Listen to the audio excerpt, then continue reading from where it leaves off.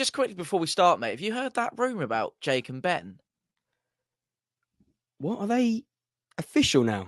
You tell you what, I did think there was something fishy going on there. No. Apparently, Jake wants out. He wants to focus on his own YouTube channel. What YouTube channel? What exactly? You know, the one you made all those graphics for? Told me it took you 5 days? 6 days, Tom. It took me 6 days. Channel 72, more like channel bloody 7 take away 2 equals how many videos you're going to get a season. Yeah, God, sorry, that really... Oh, sorry. That wound you up, didn't it? There's no chance he's leaving Ben unless there's like a proper fee involved, though. Hang on, that's my phone. Oh, this is very unprofessional. Hang on, one sec, Tom. Oh, Wardy, mate, I am panicking. Why? What's up, mate? It's Ben, that reporter leaked that I wanted to leave him. Today of all days, it has been a nightmare. Which reporter? You know the one that told you that Ryan Hardy was going to sign for Oxford on deadline day? Yeah, he was up for sale, wasn't he? But actually signed a new contract at Plymouth and then won the league title and has scored about 10 goals in the championship so far this year. That fella. Oh, right. Yeah, mate. Don't worry about it. Ben won't find out. They don't get taught to read up north. Mate, I am from Lincoln. Oh, yeah, good point. Hang on. I'm going to start streaming with Tom. We're going live for deadline day. He'll send you the link and you can hop on the call. Yeah, sound, mate, yeah. There he is. What's up, mate? Mate, I've had a nightmare. Literally, it's been a nightmare. It's got out. I want to leave, Ben. I want to go somewhere else, right? I've been offered somewhere else. I need to go somewhere else. It's all over the back pages. My life is in tatters at the minute. Hello, lads, ladies, Jake. How did you join? The link, Tom. You put it in the T-Lock group chat? Yes. Oh, well done, Tom. Well done, mate. Well done. Aren't you proud? Oh, Jake, don't worry, mate. I've already sorted your replacement. I bought the audio version. I heard you wanted to leave, so I was quick on the phone to my agent. He sorted me out. Cornell? Read to the He's the one. No, this other one. We're on about another one. Hi guys, really can't wait to get started. Privileged to be asked. Hope to contribute loads. Well, more than Jake did. Well, you did sign royalty. Yeah, 3-year deal and also included a buyback clause in the Jake transfer. I'm convinced he'll come back to me as soon as he realises he can't actually switch his camera on.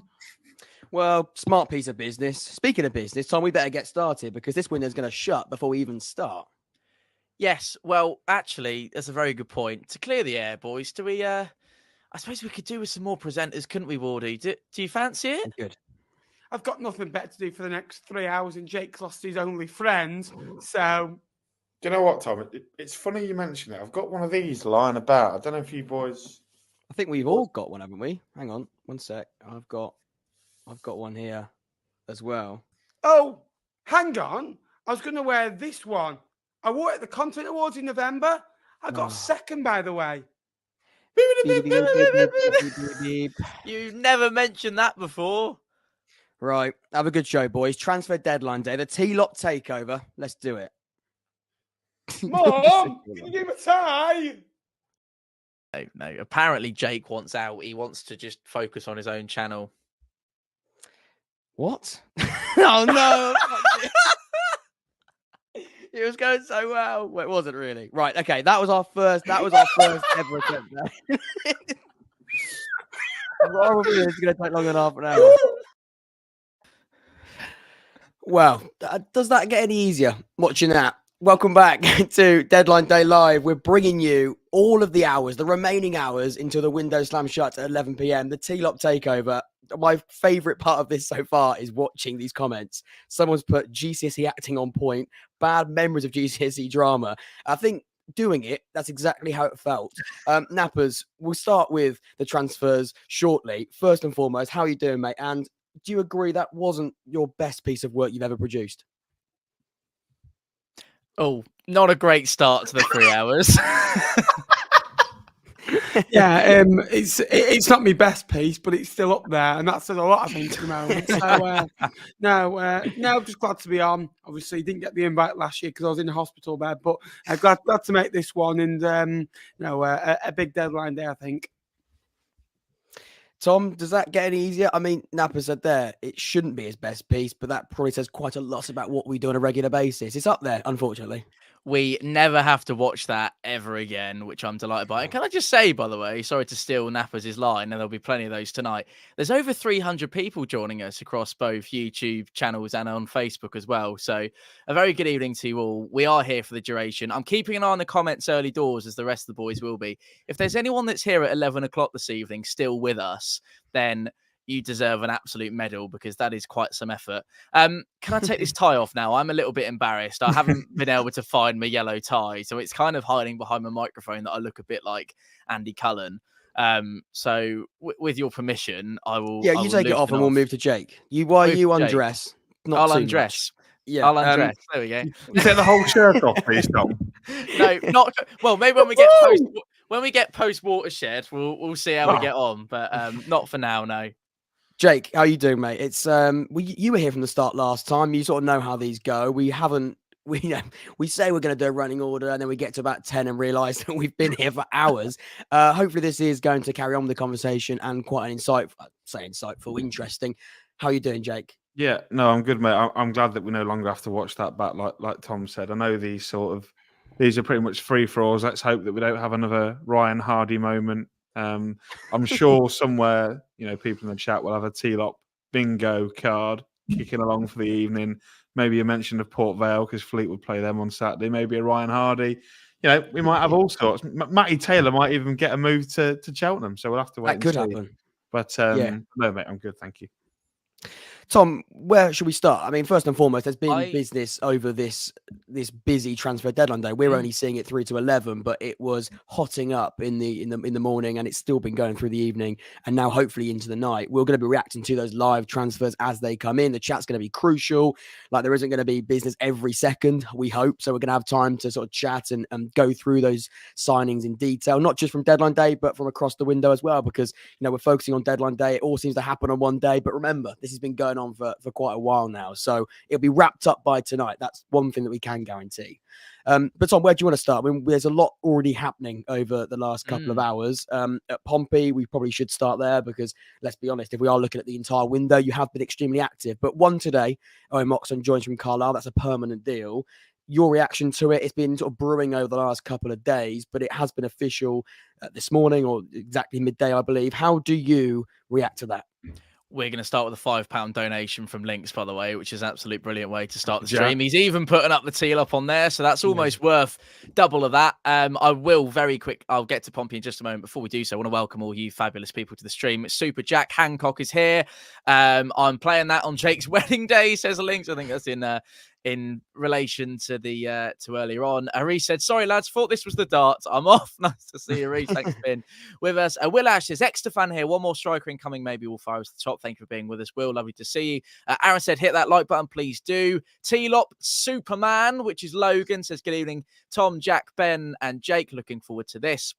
I'll play at Pompey from Adam. Hello to Archie, who's a Charlton fan. We'll talk about who's had the best window so far. Mike wants to know who Ryan Hardy is linked with.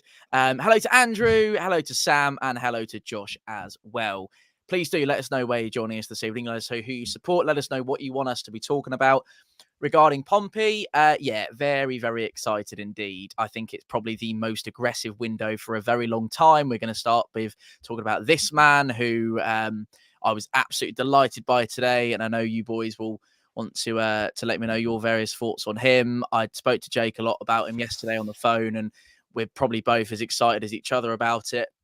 I think the one thing for me is the incredible story behind this one is fantastic. I love a good underdog story, and it really gives him an opportunity, Owen, to come here and really prove a point. And I think the timing's fantastic in terms of, obviously, Joe Morrell will learn the extent of his scam, which is taking place in Winchester tomorrow, I believe, if I'm right in saying. So this is a really good time for him to come in. I wouldn't be surprised if he even goes to start on Saturday. I'm that confident about him coming in. I have already fallen in love with him, as Pepe well knows. Neilio said, best transfer deadline day, turn off Sky Sports News, listen to you guys. So thank you very much indeed for that. Don't do that. That's one thing I guarantee. Don't do that. You're lovely, but you're playing a risky game there. We'll come to Jake and you in a minute, Jack. But first of all, to Ben, who probably saw Owen Moxon open his account for this season in the most spectacular of fashions at Brunton Park at the start of the season. Mate, should I be as excited as I am about him? Because he seems like a proper addition.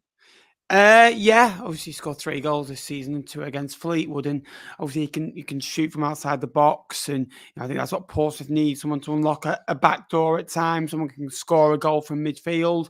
Robertson, I think that although he didn't score many goals, of what he did, without scoring, and I kind of think, well, he's only scored 3 goals, Moxon, but his attribute on that football team at Carlisle has been worth 15 goals, 16 goals so far this season. So, I think you should be absolutely excited. Out of contract in the summer, and you've gone and got League One players that that know this level. You did it last window, and this season you did really well in the summer window, and you've done well in this window as well. And you've strengthened, you've been backed, and the owners can't be questioned for that because you put the money where the mouth is, whether it's on wages or a transfer fee. Mourinho has now been backed, and now the job is on him to don't get promotion. If he doesn't get promotion, I don't care. You can say they've done well this season. Anything other than winning promotion this season is a failure. You've got to go and win promotion now. Yeah, absolutely. And we'll have plenty of Pompey conversation throughout the night. And I'm delighted to be able to say to everyone that joins us and to the 4 boys that actually the window is not shut for Pompey. So we could even get some breaking news live on here. The window's not shut for Oxford. We know it's not shut for Fleetwood, given the post about the various different alarms, which are we are going to get onto in a minute. And we believe from reliable sources that Lincoln is still ongoing with things as well. Andrew said, always the best coverage of Pompey, period. Thank you very much indeed for that. Lucas says, you are my favourite League One YouTubers. Lucas, that is very kind. Jake's not a YouTuber, but we'll take it. Lucas, thank you very much indeed for that. Sam said, gutted Pompey got Moxon. Been saying all season I'd love him at the Castad. He and Gibson have done so well for Carlisle. That's a nice place to start with you then, Wardy, I think. As Sam's saying, I'm sure you would have liked him at the Castad as well. Yes, really good signing. And I think Napper said it there. With the contract situation with him, it was always one where you thought he was going to move in the January, and Pompey clearly had him on had them on their list for a long time. So to get that done, to get that over the line is massive for you. You were looking at a midfielder, I think, before the Morel injury, but now you've got that extra security. So you're looking in a much better shape depth-wise. And we say the best teams need quality and depth. I think that midfield probably was needing that one extra body. You've got Pack, you've got Larry, but you can't really rely on him injury-wise. Morel now is obviously going to be out, we expect, for a few weeks at least. So you've got a position there that, although look quite strong on paper, you've got a few players missing and suddenly it looks quite bare. I mean, Devlin's having to play at right back. He was brought in as a midfielder. So you've got players that can play there, but Moxon is going to come in, and he was obviously a huge part of Carlisle when they got promoted, and beyond that, he has been just as good in League One. I think a few teams were probably sort of waiting to see how he got on in League One, because in League Two, it was, of course, a very competitive league, but we've seen now him do amazing things in this division. I think Pompey were linked to him in the summer. I think maybe looking at him in January is a very smart move there. He hasn't signed that contract. Maybe got a little bit lucky with that. I think when you look at the fact they were looking at him, he's done great. It's now January and he's only got 6 months left on that deal. To go and get that done, I think makes total sense. And I'm surprised. I imagine there were other teams in for him, but it almost felt like Pompey were the front runners. But yeah, I think, Sam's right. I think Oxford would like a midfielder. We believe that isn't going to be the case. I think a striker is the one on the list for us. Who that is, there's a few rumours. We'll come on to names shortly, but I don't think a midfielder is on the list. But I think Moxon is one of those players, and you'll love me saying this, Tom, and Pompey fans will love me saying this. Whether you need a midfielder or not, you bring him in. He's that type of player. Do we need a midfielder? I think Moxon's that level of player that you would just bring in anyway. Looking across the board, we've got lots of different fans in here as well. Bolton, I think their window so far has been exceptional, but today it has kicked off. David said there, Bolton showing we mean business with 4 signings this window. And we're talking about one of the best players last season on the eye, but also, of course, the League One player of the season, Aaron Collins. He's joined Bolton Wanderers, and Nappers will come to you on this one. we're talking about a striker that hasn't been maybe as effective this season for Bristol Rovers, for Joe Barton and Matt Taylor. But Bolton Wanderers have snapped up somebody who was simply incredible last season. There's proven talent there. He's not of the old age whatsoever. He's still got plenty to give. And he's joining a side in Bolton that have one aspiration this season and to get promoted. That, for me, is a signing that screams a similar statement, to be honest. Yeah, absolutely. And obviously it is a big fee. But I think it's the biggest he's spent in the last 10, 11 years. And I think that we said last year how Plymouth and Ipswich made each other better. Sheffield Wednesday in that argument as well, Nice and man. Barnsley to a degree as well. I think this year, I think that the top 3, top 4 went through before predicting every game to the end of the season, and I think I've got 5 points between my 4th place team and my 1st place team. That's how close I think this division is. And I think that, Paul's going to get Moxon, and then Bolton going to get Collins, and then Peterborough, if they're not really needed to add Peterborough, and Derby have added, the talent like the likes of Blackett Taylor as well. I think Collins is a player that will get Bolton fans up off the seat. He's a different ingredient that they've not already got. He'll add goals, he'll add assists, and the way he connected with the Bristol Rovers supporters, when they went up, and you saw how much he loved the city and loved the football club. And if anyone's going to get him back into form, I don't think he's been dreadful this year. I think he's still got over double digits in terms of goals/assists.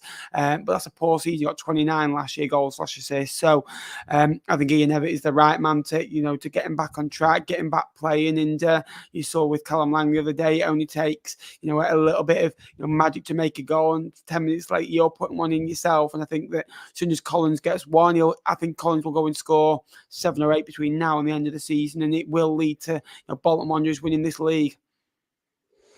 He's that type of player. I think he's that type of player that can push you over the line. Jake, sort of carrying on with Bolton, we've been speaking before this on the group chat.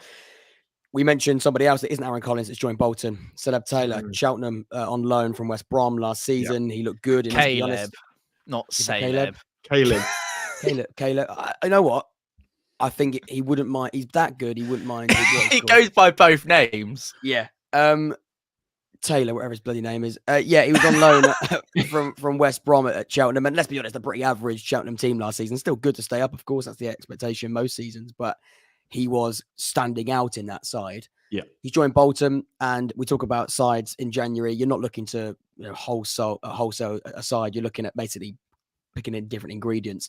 They needed a centre back, and they've gone and got one of the most in-demand centre backs on loan in Taylor. I think that does show, again, similar to Collins, a statement signing again. Yeah, and if you can cast your mind back, boys, to the draft video that we did on Ben's channel at the back end of last season, Caleb Taylor was in the team that I selected. That shows you how good he was for Cheltenham, who were really poor last season. I thought he was excellent. And you look at the news around Bolton that Rico Santos is meant to be out for a couple of weeks with a bit of an injury, and they've acted like the rumor of this of Caleb Taylor going to Bolton has almost come out of nowhere to all of a sudden getting announced. He's a really clever addition. He played middle of a back three for Cheltenham, really commanding, wins his headers, and you think of that Bolton team, and they need a different type of centre back like that. Owen Toll, very good on the ball. Rico Santos, very dominant on the floor, very big. I think Caleb Taylor offers something different, a ball playing centre back as well. I think he's really going to slot in, and he only adds another bow to this Bolton side, who, like you mentioned earlier, with Collins. And I think it's a move that suits all parties. West Brom will go and they'll want Bolton to play him for the rest of the season, which he'll probably get in terms of games. It also benefits the player going back to West Brom potentially in the summer, or whether West Brom want to cash in and sell him to Bolton if they make the step up to the Championship. So, yeah, I think it's a move that suits all parties, and I think Bolton fans should be really excited because he was one of the best performers in that position last season in the whole league. Tom, I want to. I mean, we come back to the Collins chat, and I want to get Jake's thoughts on Moxon as well, because there's obviously plenty of time this evening. Two things I want to add. One, I have a little bit of news, which is it's not exciting news. Well, it is exciting news. It's news nonetheless. The other thing, the chat will be full of rumours tonight. We're going to do our very best here at TLOP HQ to verify as many things as we possibly can as they come into us. Of course, there's going to be a lot happening tonight. There's going to be a lot of maybe news that doesn't materialize into anything. We're going to try and be as careful as we can. We don't want to report anything that doesn't end up happening. We also because we've been there before, been there, done that, and bought the ties and the t-shirt. Don't get too excited, Wardy, will you? We're not going to No. get too excited, so we're just going to bear with things. We're going to take it as it comes. I don't want to sound like Fabrizio Romano, but I haven't been on my phone during the day this much for quite a while. I've been looking at things and texting people and doing all sorts today. It's been a really fun day, so looking forward to more tonight. The other thing is, I will say, Destiny Ojo has been recalled from his loan at Poole Town back to Pompey. So that name won't mean much to you three boys, or you might know him. I actually went to see him the other night with Barney and Mike at Poole Town when they played at Swindon, I believe. Yes. Disgusting, that. Supermarine. Disgusting. Yeah, sorry, but it wasn't Swindon Town. It was the second team. Right. What a Swindon. massive piece of news that is. Yeah, God, you got that broke get the off your seats, internet, guys. Tom. Ojo's come back from. Don't go to bed. God, those numbers are just. The view numbers just plummet. I know, the It's graph like peaking. I did soften the blow a little bit and said it Yeah. wasn't What have we massive talked about news, but it was- Saxon Early? He's just been confirmed to go to Wickham. About who? Yeah. Saxon Early. Do we know the name? But I know Ben will know the name. Ben, what do you make of Saxon Early? Obviously, they've Harry Boys left Wickham at the start of the window, joined Fleetwood Town. It's not a bad replacement, Saxon Early, is he? No, absolutely. And I literally just looked into that before he came on, and apparently it was wanting him to be a permanent, but they managed to get him on loan, and they've done a couple of decent pieces of business, and I think they're going to keep low as well. I think Blackpool maybe put a bit of a bid in, so they're going to need as many options as they can because they've kind of gone from a 3-back to a 4-back. So a bit of a different option for them. I was going to say as well, another piece of business that's gone through, and Jake jokingly spoke I am about a joke, to be fair. Yeah, What my channel is he anyway. jokingly said it. You spoke about Matty Taylor. It was a 1-year anniversary, of course, of the infinite Matty Taylor moment where he got loaned out to Port Vale. So all these in-jokes sort of intertwining. It's amazing how they all sort of come together. He's went to Forest Green in the summer after his release from Oxford United. He's now gone to Cheltenham, so he's made a step up. I believe he's done okay at Forest Green, not played loads of games, but he is going to Cheltenham. He's being reunited with the ex-Port Vale manager, Darryl Clark, of course, who's now at Cheltenham. So that makes sense, in terms of a player wanting to go back and reunite with the manager who he thought he'd be with for a longer period of time. He's gone back there. So the first piece of business, along with the Wickham business that Jake and Nappers have just brought you, is that Matty Taylor has signed for Cheltenham. I think that's a 2.5-year deal, so it's permanent. And to be fair to Matty Taylor, when he was at Oxford, it's been a little while since he scored a large amount of goals. I think it's one of those where he is an experienced head. He knows his league extremely well. Is he going to score you 15, 20 goals? I don't think so. I think he is past that time, but he's also somebody that's going to run. He's got a great work rate about him, and 33, he's still got a good engine on him as that striker. He's always been quite a pressing type up there, and he can score goals. He's a finisher. So I think for Cheltenham, they needed a striker. Oxford, ironically, took their striker, Will Goodwin, earlier on in the window. They've been crying out for a striker, and the ex-Oxford man, Matty Taylor's joined them on a 2.5-year deal. So I think that one makes sense. But anyway, Jake, we can go back to you on the Wickham deal. Fantastic. On the which one are we talking about now? Well, there's a few, but the Wickham deal that you just been about, I've completely forgotten his Saxon name. Early, yeah. Saxon Early, that's the one. He was really impressive at Stevenage the year they got. I think the year they come out of League Two, got his move to Argyle when they got promoted, and it perhaps hasn't worked out the way he would have wanted. But if you think about who Plymouth have got a wing back, I think they've got is it Barley Mumba they play at left back. If it's not, I do apologise. It's a fantastic pickup for Wickham, a really dynamic, forward-thinking left back who is really good with the ball at his feet. I think he's going to fit this Matt Bloomfield philosophy down to a T. I think Wickham fans can be really excited about Saxon Early. It looks like a lot of Stevenage fans that I follow on Twitter were very keen on having him back there, but he's ended up at Buckinghamshire, and I think also joined fellow Plymouth teammate Matt Butcher, who's gone to Wickham today as well, which is one that we haven't spoken about. I think he's been in this division before. Was he? I want to say was it Accrington, Ben? Plymouth last season as well. Yeah, was he at Accrington before Plymouth? Yeah. So he knows the level, and he's coming into Wickham. I think he had a bit of experience in the middle of midfield. Obviously, got a promotion on his CV last year as well. So Wickham doing a couple bits of business. the left wing back you're looking for is Mikael Miller at Plymouth. Mikael I'd say Miller, Ballymumba on the right hand side. We have to bring it up. Dill, thank you very much indeed for that. Has he joined a Lib Dem Zoom meeting? No, you haven't. Very funny of you. Felix Patterson to Pompey. We'll talk about it now, so we don't have to for the rest of the night, Ben. But it's not. You reckon? I don't think it's going to happen personally. But go on. I hope it does. Oh, I hope it does. Do you? Yeah, like he's not going to stay next season, so we might as well get a better fee now. So for me, good luck. I was going to say, Dylan, you're the reason why we said we're going to make sure we filter the comments, because you just put they're confirmed. Guys, it's not confirmed. Dylan, please. You're not going to listen to me. But the reason why we said we're going to make sure we verify it is because of people like Dylan. We do know Dylan and we know exactly what he's like. So there's an example of what we're not going to broadcast. Yes, had to because he paid some money, and I don't know why he's done that because he already pays for his T-Lot membership. He's Dylan. Nice That's why he's done it. I know he does. Nice to see Jordan with a big up the T-Lot. Thank you very much indeed for that. Lovely to have you with us.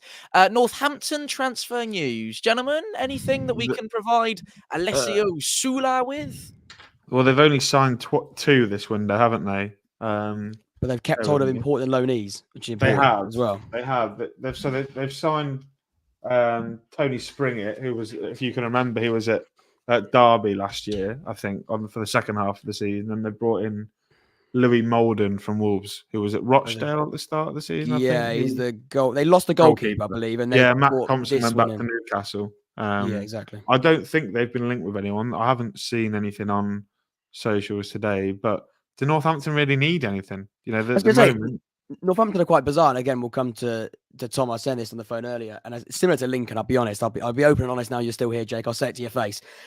I find it really strange. Not strange actually. I know what happens, but it seems like Northampton and Lincoln. Let's be honest. This league is a really, really weird place at the moment in terms of we've always been saying these sort of mini league tables within them. I think you've either got to go mental and try and go very, very ambitious to push up there, or you sort of just go, right, we can stabilize where we are, and then sort of build on ahead of next season. I know in January that sounds crazy, but with Northampton, let's be honest, and I could be proven wrong, and if I am, this will be clipped back at me. I don't think Northampton are at the point where they're thinking about the top 6 yet, or maybe they're thinking about it. I don't think they're going to get there. So you're looking at sort of recruiting in a different way.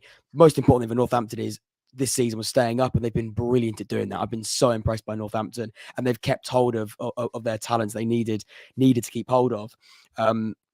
So in terms of Northampton and their transfers, I don't think they've needed to bring in anyone because they've been so good. Unless you're going to maybe not break the bank, but be extra ambitious with your recruitment, it's sort of a weird league table place to be in right now because there is still that gap to the top 6. I don't know. Like I said it to you, Tom. It's similar to Lincoln and similar to a few teams, and we were almost there. I think Oxford was sort of similar to last season, where it's like, yeah, we're getting all these loan players in, but like, what are we really pushing for? It's sort of like a really and again, another point to bring you is Pompey signing players to stay in this top 6, top 2 race. Teams down the bottom, Fleetwood, are bringing in players to stay up. There's a real weird gap in the middle where you're like, we're probably safe where we are. How do we approach the window? I think regarding Northampton, and obviously part of my preparation for this weekend is I've taken quite an in-depth look at what Northampton have been doing for the last couple of weeks and months, and they've beaten Peterborough, Oxford, and Blackpool already this season, right? So that's a team that is not overachieving, because I don't think that's fair on Northampton. That is a team that are doing extremely well at this level for the first season back in League One for a little while, and you talk about a January transfer window, don't you? And you talk about all the various additions that clubs are making. You've mentioned a top 6, top 2 race there. But I think Northampton are doing just fine. And there's nothing that screams to me that makes me think, well, if they don't add any additions between now and 11 o'clock this evening or tonight, then I don't feel like that's going to be catastrophic for their hopes for the remainder of this season. I think they're absolutely fine where they are. Look, they aren't going to break into the top 6. I'll say it with a little bit more chest than you did just then, Jack. That they're not. Scarred. And I'm scarred with previous years. I've said things and come back to bite me. I know, but I just, not for the fault of Northampton. I don't think they will, due to the competition that's around them. That's not me questioning any longevity from Northampton. I think they're doing an absolutely fantastic job. They cleared up at the December end of the month League One awards that we'll all remember quite vividly. Actually, it was very long ago that they won both the manager and the player of the month for that month, and that was a month where they lost 3-0 to Pompey at home, but they had to get in that in there, didn't I? Sorry, I'm just staring down at my phone. I'm going to read that in a moment. The Northampton thing. The point I'm trying to make is that I don't think the window will be completely won or lost with regards to them for the rest of the season. I do want to get to a few of the comments because I've missed a couple. The chat is going like the absolute clappers tonight, so thank you very much to all of you for getting involved. We're nearly 400 strong across YouTube, Facebook, both ends of the spectrum, so thank you so much for being with us. We all very much do appreciate it. Myself, Nappers, Jack and Jake are with you for the duration this evening, and we're here till 11 o'clock. Apologies for the timestamps all the time. We're half an hour into tonight's T-Lop edition of Transfer Deadline Day. Thank you all so much for joining us. But make sure you do leave a like on the stream as well. It really does we really do appreciate it. And it really does help the channel out. And it means that if you like the stream, there's a very good chance of more people finding us on their YouTube pages while they're looking around for Transfer Deadline Day streams. They come and join the party. So that's what we want to do. There was a comment on here, Ben. I wanted you to see. Where's it gone? That's gone past. Yes. Did you hear your shout out on the Three Lads in the Pub podcast? I need to get round to listening. So I did get told I will in the next couple of days get round to listening. But thank you.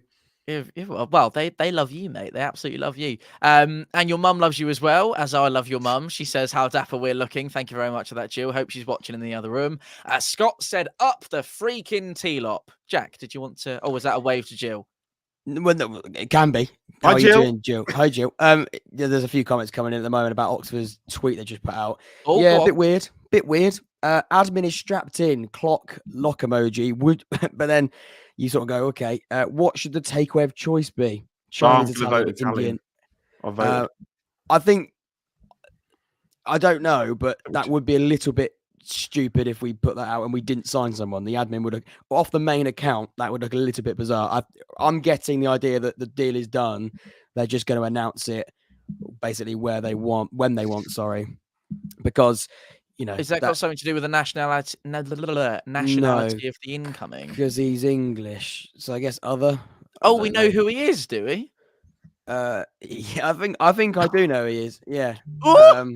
Big man Jack Ward, of course he knows. Exclusive in the title. Get exclusive in the title of this. I'll say, I think because it's public knowledge. I think it's Harry Leonard, who's at Blackburn. He's a 20-year-old striker. Like I said, I don't quite know what that tweet means. It could be completely non-related. However, I think it is related in the sense that if you tweet that out from the main account, that means there is still work to be done. I think if they're not going to do any business, that would be rather stupid. Thoughts, boys? Am I reading into that too much? There is a clock emoji there. No, they're absolutely going to announce something in a minute. Yeah, they are absolutely. I just wonder why the takeaway thing, that has to be some kind of... Maybe they're watching and we should all... They're telling us to order a pizza. What, Ben gets a Chinese, you get an Italian, I get an Indian, and Jack is other, please specify. Yeah. Yeah, Thai. Can we talk about the Fleetwood signing? Because obviously Fleetwood have had some big news come out today. The alarm clock things. What's all that about? Clever, by the way. Very clever. Well, they're running late on one already. Half an hour late. So they snoozed it, Nappers. They've snoozed it. They pressed snooze. A bit like me getting up for uni at the minute. It just doesn't happen. Nope. I think I'll miss today's lecture. What about the lads from Ireland, Ben? Is it Lonergan, right? Yeah, Tommy Lonergan. Yeah. Well, there's a bit of a story about that. So Fleetwood haven't signed him for Fleetwood.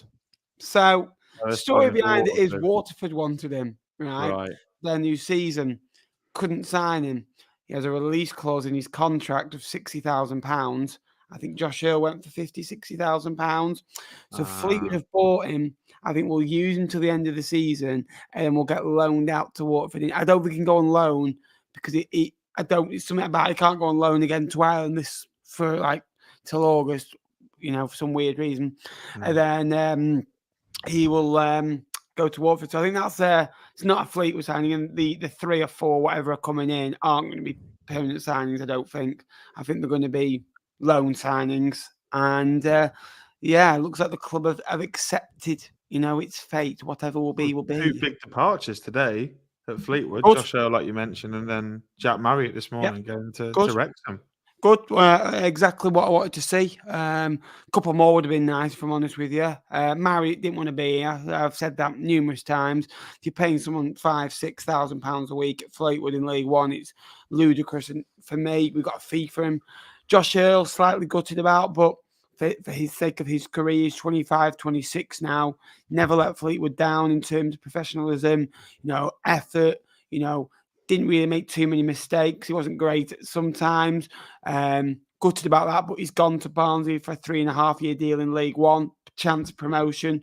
It's a good move for him. We've got a little bit of a feedback for him, so we won't lose money. Vela last week, absolutely delighted, if I'm honest with you. The reset is happening, and it's happening now. I just don't understand that why we got rid of Lee Johnson. If the only Rooney probably would have gone extra, maybe Lynch, to this. So I kind of think we're keeping Lee Johnson, and you don't lose anything. But it turns out the club, thought differently.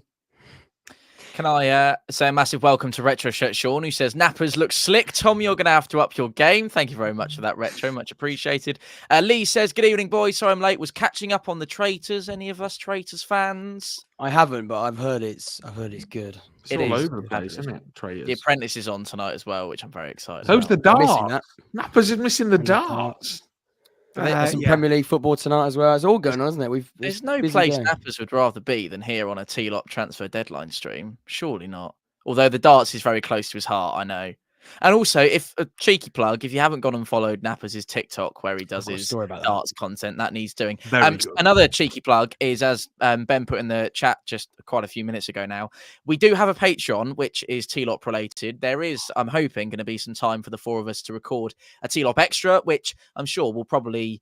I mean, we could review January, couldn't we? I know we're all going to do that on sort of separate mediums, but that'd be a good opportunity. We do want to talk ownership, head coach, director of football models, and how that's kind of progressing in League One at the minute.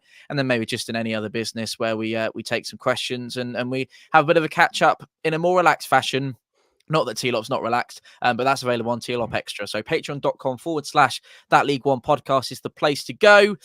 Super fan and queen of T-Lop, Sue, said you're all looking very handsome tonight. Proud of my boys. Thank you very much. I was going to say, just to let you know, we should have mentioned this, and we're presuming we do have a podcast. Everyone knows that, don't they? we are this. We do the podcast. This isn't just sign up for our Patreon to watch this again. No. This is a Patreon that we do as a added bonus to the content that we put on Spotify, on audio platforms every single week. So yeah, we thought this time me and Tom have done this. Jake was on it. This is the second one that Nappers did, the summer one, I think, as well. But we decided this time, with T-Lop, we've been loving it, and the people have taken it on board to the point where we didn't quite know exactly which direction it was going to go into, but we've been blown away by the lovely support we've had on that podcast. So we decided that for this deadline day, we expect a busy one. Who would we rather spend it with? So yeah, we're having a good, dare I say it, 2.5 hours to go, which is going to be great fun. I'm loving the comments on the takeaway. Sorry to bring it back to you. There was an Indian selection. People are sort of saying, could it be an Indian takeaway, Wardy, that one? Which one? Sorry, I clicked on the wrong one. We'll come back to that in a minute. Pepe. Yeah, and yes, Pepe I think is coming. Potentially Pepe. We'll keep it open. Yeah, I was going to say, is it open? That's a terrible thing to say with regard to that kind of question. Yeah, maybe that isn't. We'll bear it in mind. We'll bear it in mind. Get your minds out of the gutter. Yes, someone's just put, I think amongst the fans, and I'm one of them, I think we are looking at a midfielder. And people are sort of putting two and together and sort of saying that it could be an Indian player because India was one of the selections. I'll be honest, I don't think that's the case. I would love a midfielder. I think it is only going to be one. I think the admin are just sort of saying, don't go to bed. Essentially, we are ready to announce something. Steal that from Andrunio Moonzano, can you? Did he? I don't think he did invent the entire "don't go to." So he didn't invent the whole thing. No, he didn't sort of invent the whole thing. Samuel, we will chat about that in just a moment. I don't have very much news. We have a little bit of what we can go on. I was going to say this to you earlier on. I'm assuming Jamie and the gang are going to have to wait until I know there's a Nappers video coming out. I'm sure there's a Jack Ward Football Podcast video coming out on January predictions. And if Jake can be bothered to turn his camera on, then there might be one from him as well. I might think about doing something similar. What were we talking about then? What were we talking about then? Oh, I wanted to say there's a couple of questions coming in saying what happens to T-Lop if teams leave. Jordan and Dan are asking a similar thing. We have discussed the possibility of a T-Flop, which would be that Football League podcast if there are to be any ups and downs in terms of the the league in well, wherever we end up being next season in terms of the league. So yes, and Sue has given us a rather lovely review there of the absolute best, funniest, informative podcast out there. Boys, I don't know about you, but that should go on the slogan that people see when they click on it. Verified user review, best, funniest, informative podcast out there. Fantastic. T-Flop does have a ring to it, so that's all good. Ben, you must be blown away by the support we've had since we started the podcast. It's been amazing, isn't it? Yeah, considering how it started, I think that we just had a call about, doing a League One draft video. And then I said, and then, it was you who mentioned a podcast. And I thought, it'll never happen. I've had these talks before. And then we sat down, I think, one Friday afternoon and said, it's going to happen. We'll do graphics. And a week later, we sat down, recording all the intros to it all. And obviously... What are we now? 21, 22 episodes in. We've done 6 or 7, extras. I think we've done, a Christmas special, which was good as well. And we've got probably the best part of the podcast still to come in the last 15 episodes of the year left as well, with the playoffs and the running as well. It's been remarkable, and you see the numbers, and there's never really been a drop off in terms of numbers. It's got better and better every week, and I'm having kind of. I remember when we didn't. I think we didn't upload for 2 weeks, and people getting aggressive with it, like upload and do this, and I'm like, whoa, calm down. And it was like, come on, get your finger out, I just love how much people like, and it's like when they come up to you and going, I like the bits where you're not talking football, and I think that says a lot. So yeah. It's one of those, I think, where you start it and you go, we're going to put this out there. Nobody will listen, but they might enjoy it every now and again. But it seems that we've got quite a loyal audience, and that's lovely. And that was never, we didn't expect it. I know people say it for the sake of it, and we didn't know how good we genuinely didn't. Let's be honest, I think we did one video prior to this altogether. Like it wasn't something that we'd done loads and loads of, and we knew was a format was going to work. It was one of those where we all knew that we got on as a group of friends, and it was like, well, we have these conversations over a phone. Why don't we talk about it? Colleagues. Put it out for people to. Exactly. We've gone from friends to colleagues, and we sort of sometimes stay as friends. It depends. It's one of those things. I've seen someone say, it was quite a funny comment. I don't know if you boys saw it. Here's me thinking that T-Lop stood for Town, Lincoln, Oxford, and Pompey. We didn't even think of that, but that's a very, very interesting comment. I did. That is amazing. Snoop John. That's that wasn't. John. Jake, how much have you enjoyed T-Lop since you started, mate? Well, it's made me relevant, mate. So I've bloody loved it. No.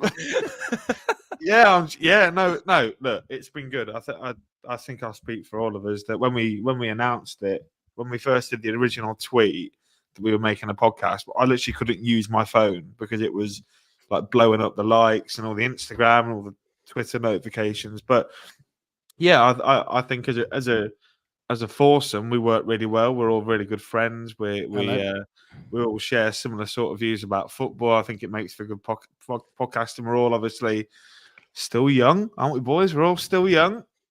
Some are younger. Yeah, some of us are nearly in our 30s, aren't we? All right. No, not nearly. We're not far away, but I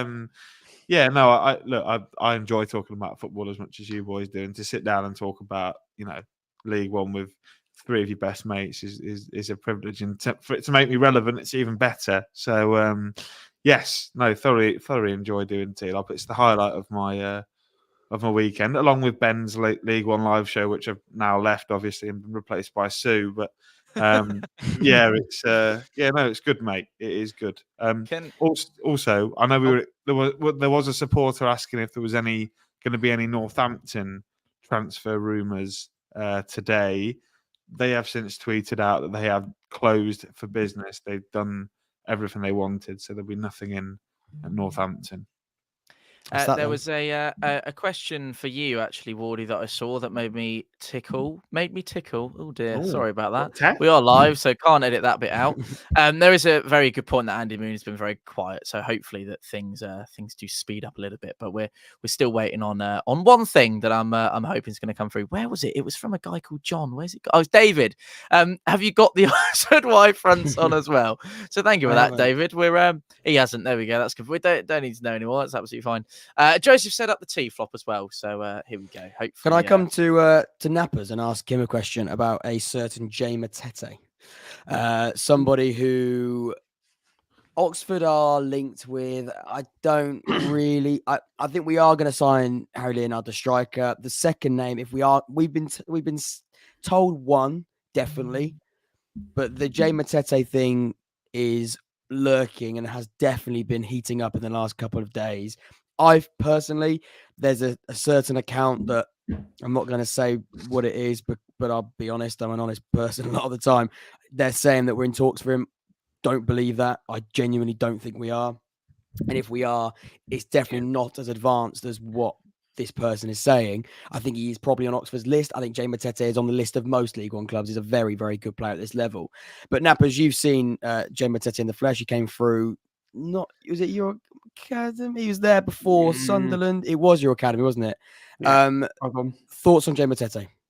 Yeah, he'll do well at Oxford. It'll suit him. He's one of the players that likes getting on the ball on the half shoulder, moving with it, passing it. He won't go and make you a 30, 40, 50-yard pass, every week or, regularly. But what he will do, he's a bit of a tippy-tappy type of player that good on his feet, very light-footed, quite quick, agile, good in a tackle, can get you off your seat as well, can drive you forward, box to box. And I think it showed when he went into Sunderland at the end of the season when he was a squad player. I know he came on at Wembley and, I thought he did well. And then I found it difficult to get into the Sunderland team, I think he actually signed on the same day as Jermaine Defoe as well, on deadline day 2 years ago. And we got a nice fee alongside, the likes of James Hill and Billy Krell in that window as well.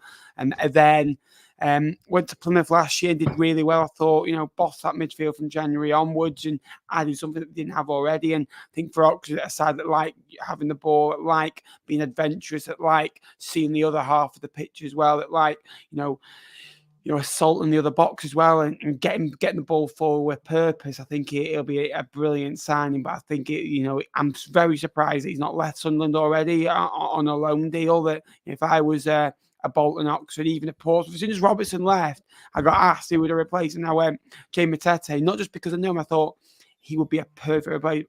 Luckily, you've gone and got, an equally as good player, if not better. But Jay Matete is a player. He doesn't score many goals, but does the basics very well.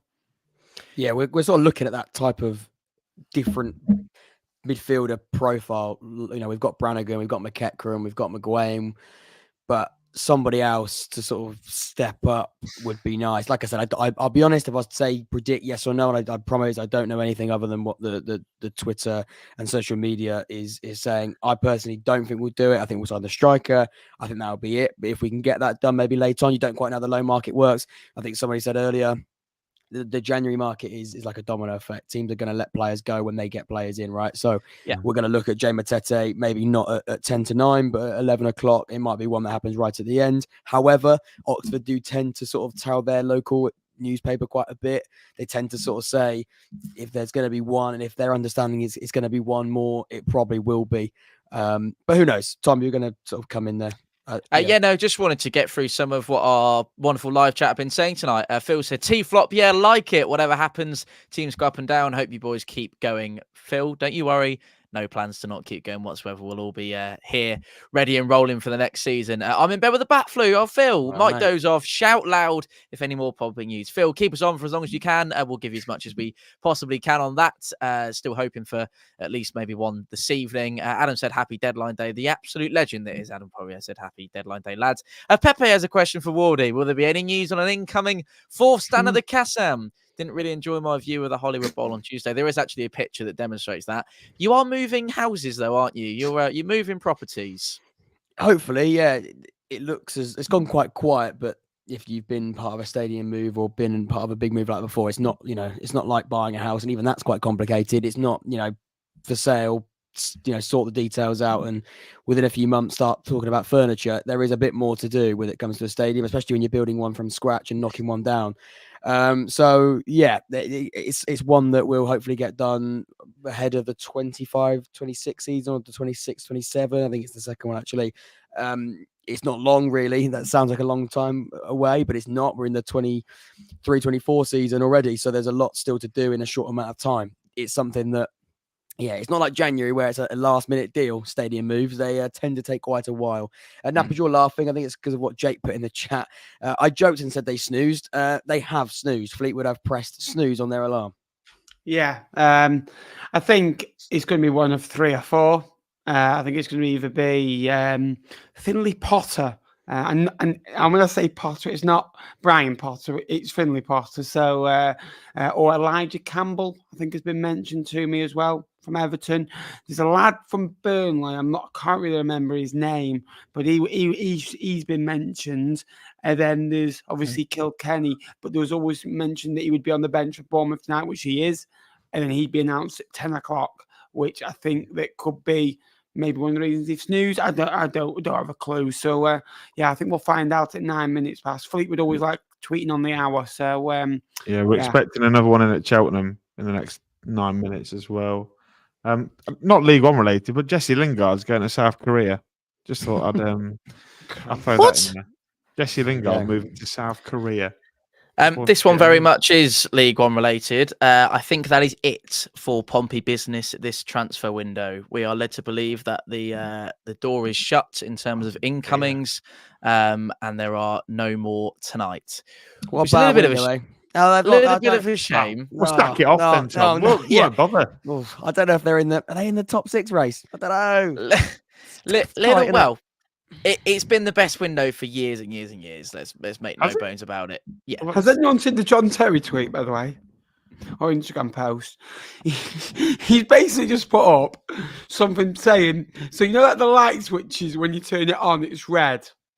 He goes, he has to switch them off every day that he's in the building because he doesn't want red in the Chelsea building because he hates Arsenal that much. What do you want about?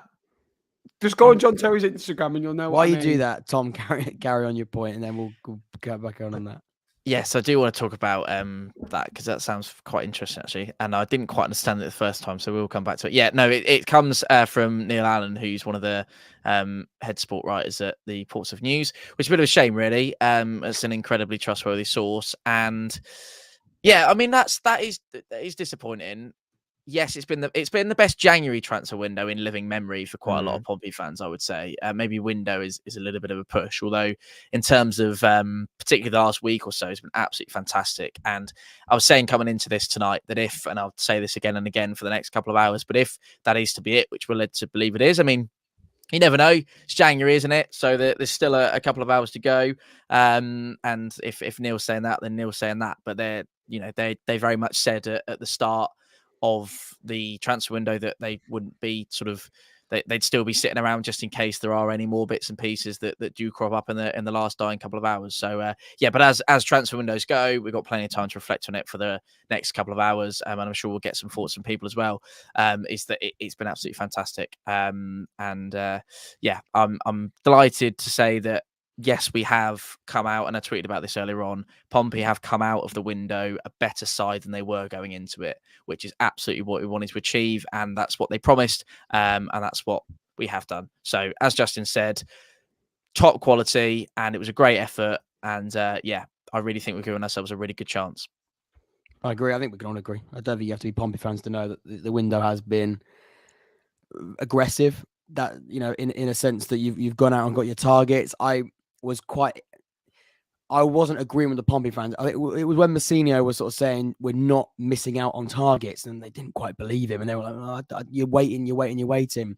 Deals like Moxon that is contracted by a club and you want to buy him, they take time. Des Buckingham did an interview and he said permanent transfers are even harder than loans to do in January because teams want to create a bidding war, and they know later on in the window teams will pay more. They were not going to sell Owen Moxon on the 3rd of January. That is never going to happen because they know. But Harris wouldn't have happened either. Yeah, exactly. And we didn't know the situation of Robertson at that point. I don't think. You've got who else have you signed on a permanent deal? Callum That Lang, is a scheduled break for Ben, by the way. He hasn't just had enough of us an upstick to tell us beforehand that he was shooting off for a minute.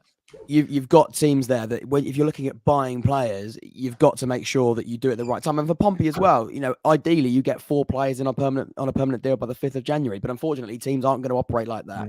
I think this is a selling market. I think we've seen a selling market. Pompey have done great in that market because they've been able to buy. But there haven't been a lot of teams that have been able to be that aggressive. And we've seen that. Although, having said that, I think most of the League One teams actually have strengthened.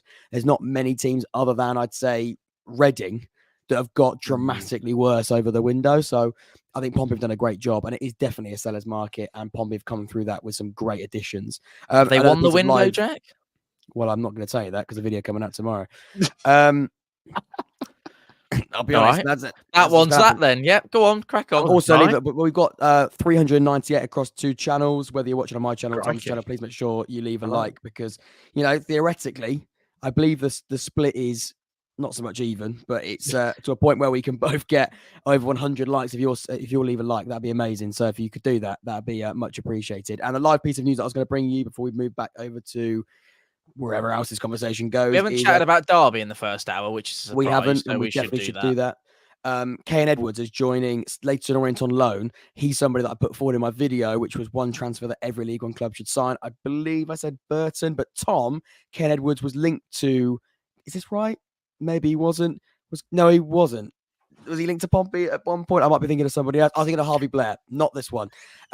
Wrong player. Similar attacker. One's at Liverpool, one's at Arsenal. Forget that. But Kane Edwards is joining or set to join Leighton Orient on loan. I put him forward really, really highly rated at Arsenal. And Leighton Orient, geographically, London-based, they picking up some really good players. Fulham early on, they signed a player from Fulham. Ollie O'Neill. Highly rated.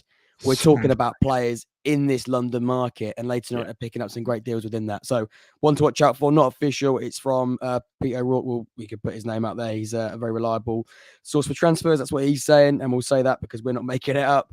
And while Cod's Vlogs is on his break, Elijah, who you mentioned before he went, looks to be a player that they're bringing in. That's what Fleetwood is saying. Carlisle as well, Wardy, about to announce somebody or some sort of deal by the looks of it at 9 o'clock as well. They just tweeted the eyes emoji and the pen emoji, which normally means Nappers. Who's this coming in? Your wish is our command. Wow, what's happening? Elijah Fleetwood, they've tweeted with a bit of a smirk. It's not fucking Elijah Campbell. Elijah Campbell, I thought. Yeah, that'll be the one. Not many Elijahs knocking about, is there, at the moment?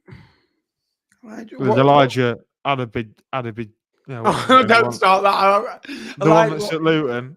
Yeah, I don't think that was on Fleetwood's list, to be honest. He scored a hat-trick in Premier League last night, so I don't think he'll be coming to Fleetwood. I'm trying to desperately find Bell, maybe Fleet, oh no, I don't know. We just go for Elijah's on transfer market. Elijah? Can't be many. I remember watching a Catfish episode. There was a bloke called Elijah on that, but I don't think it'll be him. David, we are here till 11, sir, so do not worry. There will be more chat about... after 11, will we not? We always go. Yeah, we always do like 5-10 minutes over, but Tricky Tone, Everton left back, Elijah, is this the one that we're talking about? Tone is an absolute legend, by the way. I met him a couple of weeks ago when we went to Fleetwood. If you don't know who Tricky Tone is, he is the Cod's Vlogs director and executive producer. If you think Ben... No, he doesn't do away games, does he? So... No, he doesn't. No, but he is absolutely fabulous. And Ben is obviously the magician in front of the camera, but Tony's very much the magician behind it. So he's looking forward to seeing you next week, Tony. Very much looking forward to it. It is just approaching 9 o'clock. Good evening. Welcome along to Transfer Deadline Day Live. Myself, Ben, Jack and Jake are here for you for the next 2 hours. We are already just under a third of the way through tonight's show. What we should say is probably the most major news related to ourselves in terms of everyone in this group on your screen tonight is that Pompey's window is pretty much shut. Matt Macy, Miles Pitt-Harris, Callum Lang, Tom McIntyre, Owen Moxon complete the fabulous 5 of incomings, and we will chat about that later on. I'm sure we'll get some time to reflect on the window as a whole. But Derby, I think, is probably a place to go next. It's certainly something that's kind of picked up the pace, particularly in the last week or so, as most of the windows have.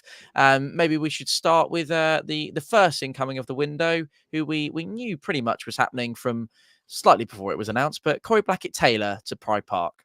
Yeah, structured really strange, isn't it? Because he's on loan, but he can play against Charlton. but there's a loan fee of 350k floating about, so they might as well have just bought him. But clearly, I think it's to do with FFP, but still a very, very good piece of business. Corey Blackett-Taylor has probably been one of the most consistent wide players in this division for 2-3 years now. Since coming in from Tranmere, I think he's really adapted to the level. And, there's been many times that he's threatened, teams. I remember having private conversations with you, Tom, about, Georgie Kelly's just gone to Carlisle for an undisclosed fee. That's a very good sign. Wow. That is a very good sign. That's thrown me off a little bit. That's how good that is. But still, Corey Blackett-Taylor, very good signing. I think he's terrorised Portsmouth a couple of times at Fratton Park, or Charlton tend to do most years anyway. And then also the moves that were made yesterday, Ebu Adams coming in on loan from Cardiff. I think that's a really, really clever signing, an experienced midfielder. If you can remember, and I know you guys might not have looked at League Two in so much detail, but the year Forest Green walked away with the League Two title, Ebu Adams was the standout player, the real jewel in that crown, and he's moved there, played in that team alongside Kane Wilson, who's also now at Derby, but a really good holding midfielder. He got his move to Cardiff. Didn't work out for him like he would have done at Cardiff, but a fantastic physical midfielder, similar to the build of Paul Pogba in terms of he's big, he's physical, he's quite dangly, he gets around the pitch really well. Maybe Pogba didn't do that as much at United, but again, really fantastic. However, my only concern about the Derby window is, Tom, that they're leaving themselves a little bit light up front. I think they did the tweet earlier about Connor Washington being back, and I have actually just been speaking to my mate Boz, who's a big Derby fan. He thinks they're leaving themselves extremely light up front with Washington and James Collins. I think they've been linked with Michael Smith or window from Wednesday. I think that would have been a great deal for them to get over the line. But as we're getting into 2 hours of the window left, that's looking more unlikely as the time clocks on. But Derby, really impressive, but I still think they do have a little bit of work to do. Whether they do it or not, we'll have to wait and see. Wardy, Derby's window? Yeah, impressive. I think, Jake's right. I think the reason was because they're having to be quite safe in this window because they're still financially restricted based on the issues, of course, they've had in the last few years. So that deal is still a very, very clever one. It's weird, but I think it's very, very clever. They've been able to get somebody who would have been open to a very, very big market. Corey Blackett-Taylor, when available on a free transfer. They're getting him in now. And obviously that 350k means that he signs permanently at the end of it. It's basically an obligation to buy. So, very, very good. Ebu Adams is great. Jake mentioned the striker. Like you say, Michael Smith, Lee Gregory, I think, is still lurking around. Yeah. But there's apparently a bit of an issue with Sheffield Wednesday demanding too much from that, which is weird because I don't think Lee Gregory's playing much football at Hillsborough. So I don't quite know why they're being so difficult with that one.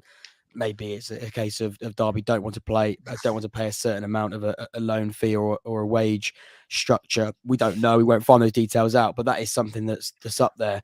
We'll have to wait and see. that is what it's like, isn't it? A little bit. Now you've said that. Sorry. No McFlurries tonight. Sorry, everyone. We do look like is that a large meal, sir, or a medium? We look like we're doing deadline day from the local McDonald's, which, to be honest, I wish we were. I'd be less I am hungry. starving, to be fair. Can we get Nappers' thoughts on Derby's window? Because I know you always furnish an interesting point of view. Smart, unique. They needed pace. I know they got obviously Mendes Lang, and interesting. I think they started Mendes Lang, Barkhuizen, and Blackett-Taylor all together the other day, didn't they? And Barkhuizen has got better this season. For one reason or another, or is it me just calling him crap on a video message for someone's birthday? No, he can get goals, he can get assists on Barkhuizen, but they've done smart business, added experience in key areas as well, and I really think that Derby are in a position now to go and challenge, to go and win this division or win promotion at the absolute minimum. I think they'd have taken the position that they're in. But the Derby County, they should be there, and the expectation would be to be 10 points clear, you know. But it doesn't always work like that in League One, as you know, as Ipswich, have Sunderland, of all these big boys that have come down in previous years. It's taken them a long while to get out, and Derby County are in this year. I will say with Derby, they have to go up. I think with Peterborough, they have to go up this year. I think with Bolton, I think they can keep a lot of the core players at that football club. I think Portsmouth can and go again next year. And look at it's an aging squad. I don't see Warren being there next year if they don't go up. They have to go up this year with that squad. Lovely. I'm sure we'll come back to Derby later on this evening. But it is, it's still. I mean, is there anything that is broken over the last? I mean, we should probably go. What were we saying before we jumped The layout's in? broken. Oh, sorry, no, I haven't clicked the right button there, have I? That's ruined it completely. Right, forget you saw that. Ready, and there we go. Wow. Back to where we should be. Fabulous. Yes, hands, everyone. I think Wardy's waited long enough to talk about this man. So let's get him on the screen. Now, there's probably, and we said before, didn't we, that there's going to be a split between your opinion on this man. My opinion's probably going to be, I don't know, different to what you're about to say, probably, Jack. But what do you reckon? What do you make of it so far? Of what you've seen, what you've read, what you've seen of clips, and what you're expecting from what he can provide to your side? I know what you're going to say. And I know what Pompey fans are going to say. I know what Blackpool fans are going to say. I've heard them all. I've read them all. And he is a winger that suits this side. He suits Des Buckingham. We're not bringing him in as we need a winger. Let's sign an available winger. We signed him permanently. This is a permanent deal. We've given Blackpool a decent fee. And we've been looking at Owen Dale as a 25-year-old for a little while. And I do believe he will fit into this Des Buckingham side exceptionally well. He is frustrating. He is actually still quite raw at 25, actually. However, when you look at someone like Stanley Mills, who is frustrating, I sometimes think wingers can be quite frustrating in terms of frustrating areas of the pitch. Wingers tend to be that type of profile because especially the ones that want to take players on, players that want to drive with the ball, quick wingers do tend to be fairly frustrating because they are ones that not every time they're going to beat their man or not every time they're going to run at a player. Sometimes they can take the easy option and be less direct. I do believe Owen Dale is a good signing for Oxford. I honestly do. I know some people will sort of just say things because they've signed it and they don't really want to give their genuinely honest thoughts on it. I do believe Owen Dale fits this Des Buckingham side, that he wants pacey, wide players who are going to get the ball out in those wide areas and cause problems. And Owen Dale will do that, and he has done that. Build up, he needs to improve his output for sure. That's the biggest thing. Can he improve on the output? Can he become less frustrating? It's difficult. Until I see him, I can't exactly, feel in a similar way. For example, on that frustration, but I do believe it's a good addition. I think it's a clever one for Oxford. I think if you look at Des Buckingham, what he wants from a player, Owen Dale has that in abundance. I've heard great things about his attitude. I think that's one of the biggest things. I've heard he's a great person off the pitch as well as on it. I also know he's got a young family. So this is a permanent deal that he wanted to do because he wants to move his family down here and really settle. That's one thing in Owen Dale that people aren't mentioning enough, Blackpool or Pompey fans. These have been loan deals. And at Blackpool, he wasn't really ever settled. He's in and out, on loan out. He's now got a home. He's now here on a permanent basis. And it's time for him now to really kick on. He showed glimpses of what he can do. It's now time on a permanent basis to really show what he's about. Like I said, at Pompey, he did show glimpses of that quality, but that was always a loan deal. And that wasn't always something that we saw as a flash there. Sorry, everyone. Just flashed. Do apologise. Wasn't always someone that could bring those great moments consistently. Hopefully he can do that now. Sam, I'll put the comment on there. I do have the power to do so. I'm so powerful. Dale's a smart signing, phased that by Critchley since December. Also, he's been playing as a wing back, which is really bizarre. He's definitely a winger. We need wingers on the right and just more bodies in general. And he is a right winger. He's not a left wing back. So that is ridiculous. And a big reason why I think he maybe hasn't been great I don't think he's been bad though.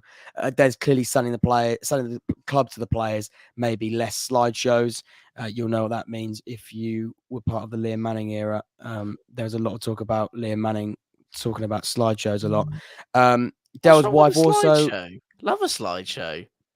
Or like, were they just sitting in the classroom watching PowerPoints? Is what you're saying? Liam Manning is definitely, from what we know, he's definitely more of a classroom manager, whereas compared to on the grass one.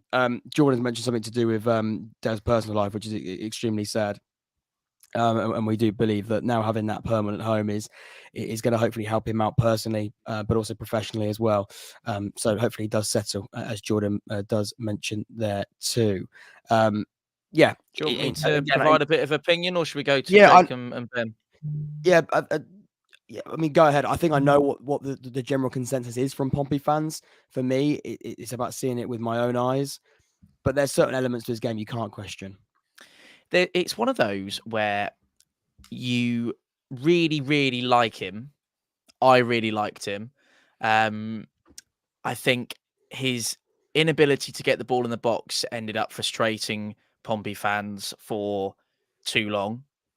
He did come back and score against us for the Blackpool 4-0 win, which always happens.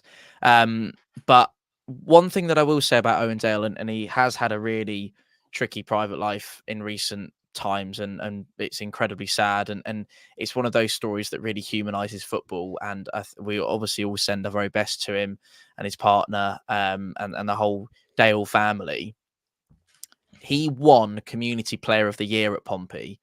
He was only on loan for a season, and he managed to completely immerse himself into every single inch of that city. And I think that is absolutely fantastic. And yes, you want the footballing ability. Yes, you want him to be able to provide you with the goals and assists that a winger should provide you with.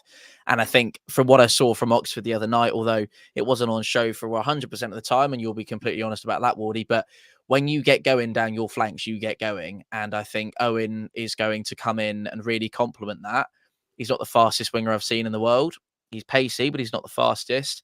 And if he can get that end product delivery sorted, having beaten his man, he's going to be a really strong addition for you.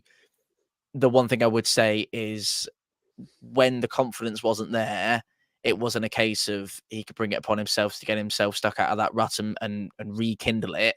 It kind of was a very kind of, Owen Dale's not performing again. He's not performing again. And it just kind of was a slippery slope and ended up sort of disappearing into the abyss. Did you have multiple wingers that season? We weren't great that season. We weren't great. And I particularly remember Owen Dale having a much stronger start to the season than a finish. I remember him probably scoring what was only a handful of goals, really. I remember him getting a goal. I believe it was towards the tail end of, I want to say it was Bristol Rovers at home last season. It might have been Port Vale at home. One of the two. I might be wrong. Someone will correct me, but he got the goal that I think it was the third of a 3-1 win against a team at Fratton Park earlier in the early part of last season. He scored, and I thought, right, he's going to kick on now. He's going to get loads for us, much like I did with Dane Scarlett, but it just never quite materialized. So I hope that he can kick on and in what is a really strong team. There we go. He did. I think it was Bristol Rovers. It was. Thank you very much. If he can kick on and I think a regular spot for Owen Dale, which it looks like he's very much part of the plans of the future as a long-term deal, we're great for him. Nappers, Owen Dale. Yeah, good signing. Watched him when I think he played against, but he did play against Fleetwood in the season. And Blackpool, I've commented on, I think it's comical the way they play sometimes away from home. You know, with CJ one side, Owen Dale the other. And he's one of those players that it's a bit like a Milner type of player. He can play in multiple different positions, behind the striker, right or left. Part of a front three, can play wing back for you as well, and does a job. He gets on with it. He's not going to, beat 3 or 4 men and get you off your feet. And, he's not rapid, but what he is, he's a solid type of player. 7 or 8 every week. He will get goals. He will get assists. He can create. He reminds me a bit of a Paddy Lane type of player that he isn't blessed with pace, but he's got skill. He's got agility. And the best thing is he's very able at this level, and a good player, and I think it'll suit Oxford. I think there he's got a nice fresh skin fade, his beard's nicely done, and we've seen it with Des. A couple of months' time, you're not going to look like that, son. Yeah, no. Well, hopefully the Dale's going to come in and reduce the bags under the eyes. That's the hope with the output that he hopefully does come with, or just a general ability. I think it's Gab that's put in the EFL debate here about drive and that pays. One thing I will say about this signing is it's very Des Buckingham. I put that on Twitter when it was sort of rumoured. We're talking about a signing that definitely fits the manager and Des Buckingham. Although I think a few of these names were on the list. I think Will Goodwin might have been one that was already on the list. Owen, I can tell you, definitely was on the list with Liam Manning. We're using a similar list, I think, because again, there wasn't an expected turnover. That's sensible, though, isn't it? Yeah, I think it is, and I think we've had to. Well, we didn't have time, really. Let's be honest. We didn't have time to sort of scrap the list and go again. So we're looking at players that were on there, and that's encouraging because you look at the majority of the Liam Manning signings in the summer, they have worked out. Again, Tyler Bury is another example, another winger with that pace and drive who was on the list, and we've gone and got him now in January on loan. Owen Dale's a permanent addition. He's very Des Buckingham. He loves the wide areas. He loves the flanks. He loves to drive with the ball and get us up the pitch at times. I really hope he finds that consistency that ultimately I think he has been lacking in his last couple of moves. But yeah, excited with Owen Dale. I'm even more excited that he's permanent and he's 25 and we've got him on a long-term contract, which is good. Napples, will come back to you because Fleetwood have now named Elijah Campbell as the player they got on loan from Everton. That's a done deal. You needed a fullback. It's done. Nappers. Yeah, good signing. We needed someone young, someone quick, someone hungry, and he takes the place of someone that doesn't want to be here, basically. So, good signing. Jake, what have you made of Fleetwood's window on the whole? Because, I mean, you look at it, it's been... I'll give you a little bit of a secret about how I'm going to do my video tomorrow, and I've got a criteria of how you judge a window. And we were speaking about is the squad stronger? Tom said Pompey's was. I think there's a few clubs that have actually really strengthened over January, some not so much. Fleetwood's hard to judge because they're getting rid of players not because they're not good enough, but because they need to get rid of them for financial reasons going into League Two, most likely. Let's talk about Fleetwood, Jake. What have you made of it? It's sort of now picking up with the teasers about times of these. We expect more to be done, but this has been in the pipeline for a while. It's been completed now, though. But as a whole, how do you look at it? Yeah, I think, and I spoke with Gab yesterday actually on EFL Debate about the best piece of business that Fleetwood have done this transfer window is getting the likes of Brendan Wiradu and Junior Katerna to sign new contracts. You can talk about the ins and outs, but for me, that is fundamental because that's Fleetwood basically saying, for me, from an outside point of view, look, we know there is a chance that we could be playing in League Two next year. You are an asset and we need to protect you as an asset, and we want to achieve a certain fee if you are to move on. And when you look at the players like Wiradu, who's been a very good player for Fleetwood, probably the best player they've had this season alongside Josh Earl and maybe Marriott, and then Katerna, who's a player of a big potential, a lot of potential in the game. I think that was really important. In terms of the incomings, look, Harry Boyes for me is a really solid League One addition. I don't think he is a quality of a player that should be playing for a team in the bottom four. He's a very quality wing back going forward. He's got a wicked eye for a cross. He's very quick, very agile, and has got a wand of a left foot for set pieces. Obviously, Roland Coughlin comes in with great reputation from Waterford, having scored 33 goals. Was it Bennett for Waterford as they won they got promoted last year? And then this Tommy Lonergan we don't know a lot about, and then I won't claim to know a lot about Elijah Campbell, but you also look at the outs and Josh Vella, Scott Robertson, Jack Marriott, Josh Earl. Three of them were pretty big players for Fleetwood. I think Josh Vella was the captain. He, whilst he lacked quality in moments, I think you could always say that Josh Vella tried. I think he always put effort in. You've then got Jack Marriott, who's a natural goal scorer. Jack Marriott could score 20 goals at this level, and for Fleetwood to lose him, I think that's a massive blow.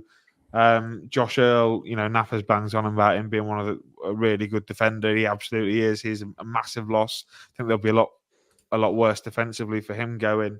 And then Scott Robertson, obviously he headed off down to Notts County. I don't think you can say too much. I don't think he got too much of a look in. But it's from an asset, keeping your asset point of view, I think Fleetwood have done well in terms of, looking after themselves for the future. But you really do sit and think, well, this is a club that are really looking to recruit for League Two. And you, like I say, you do tend to get worried for them. So, yeah, that was a bit of a nice summary for you, Fleetwood. There you go.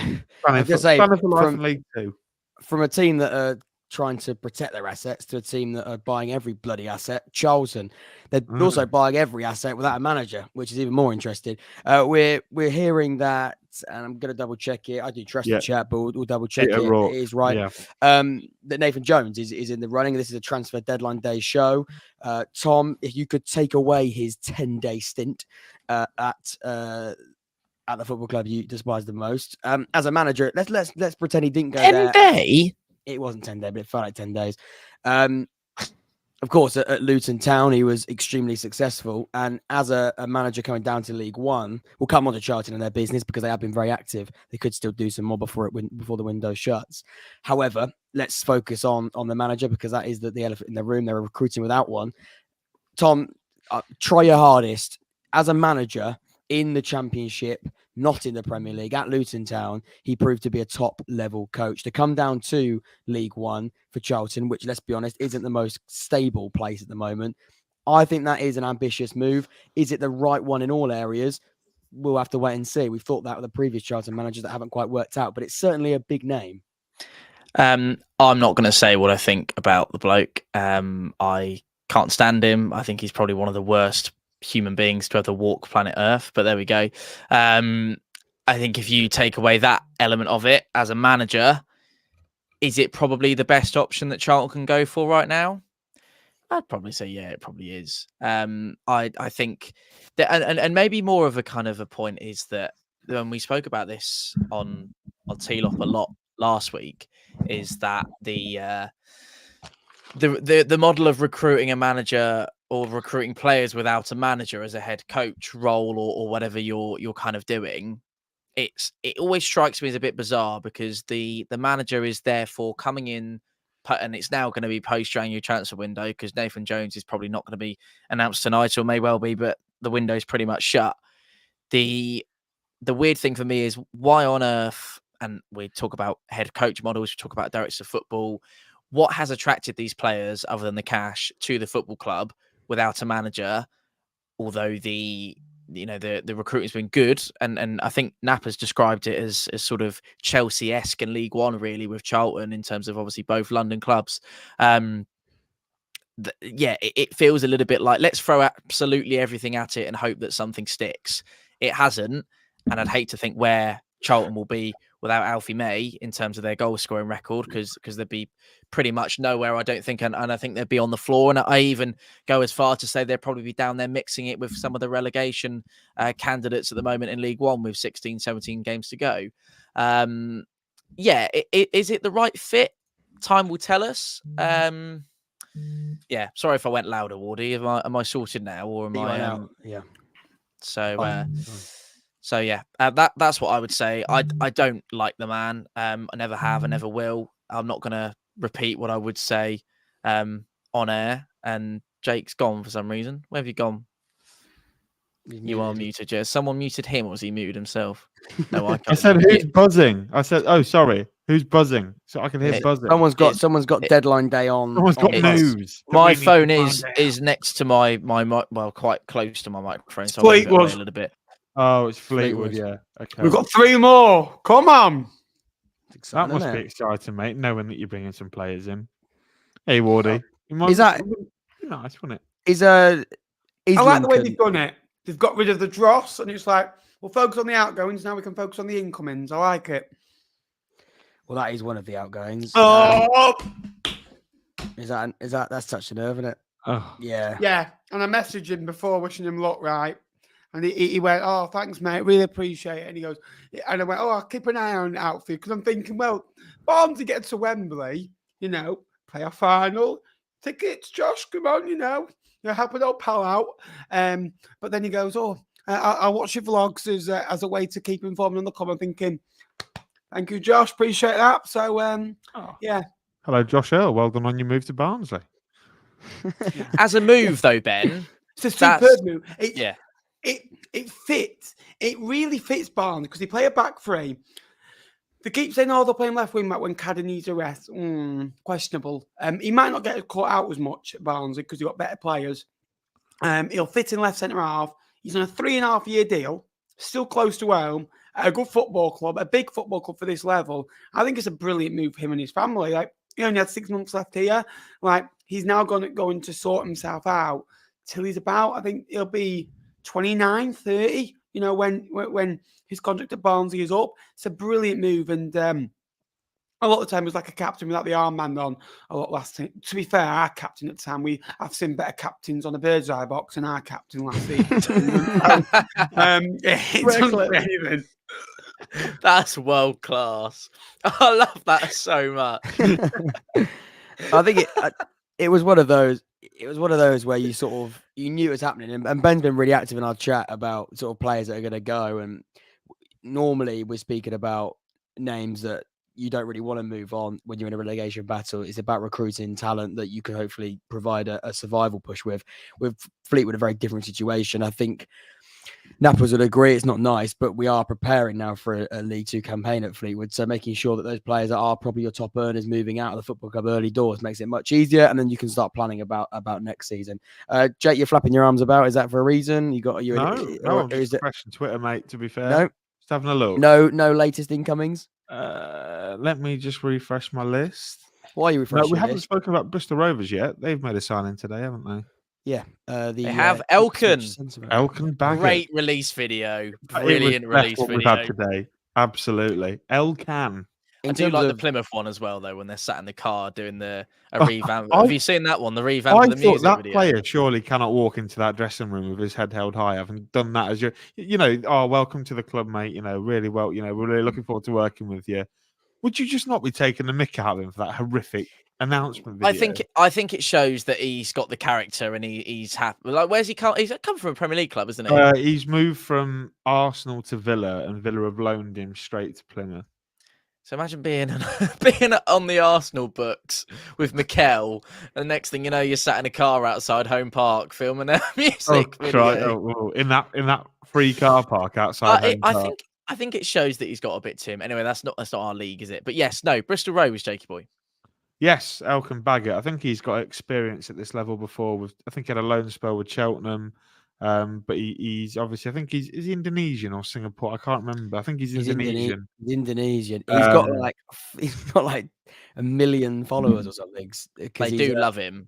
He's a massive name in Indonesia. He's also a massive player in terms of height. I think he's like 6'6" or something like that. Or Andy Moon just tweeted you. Oh, there we go then. Hello.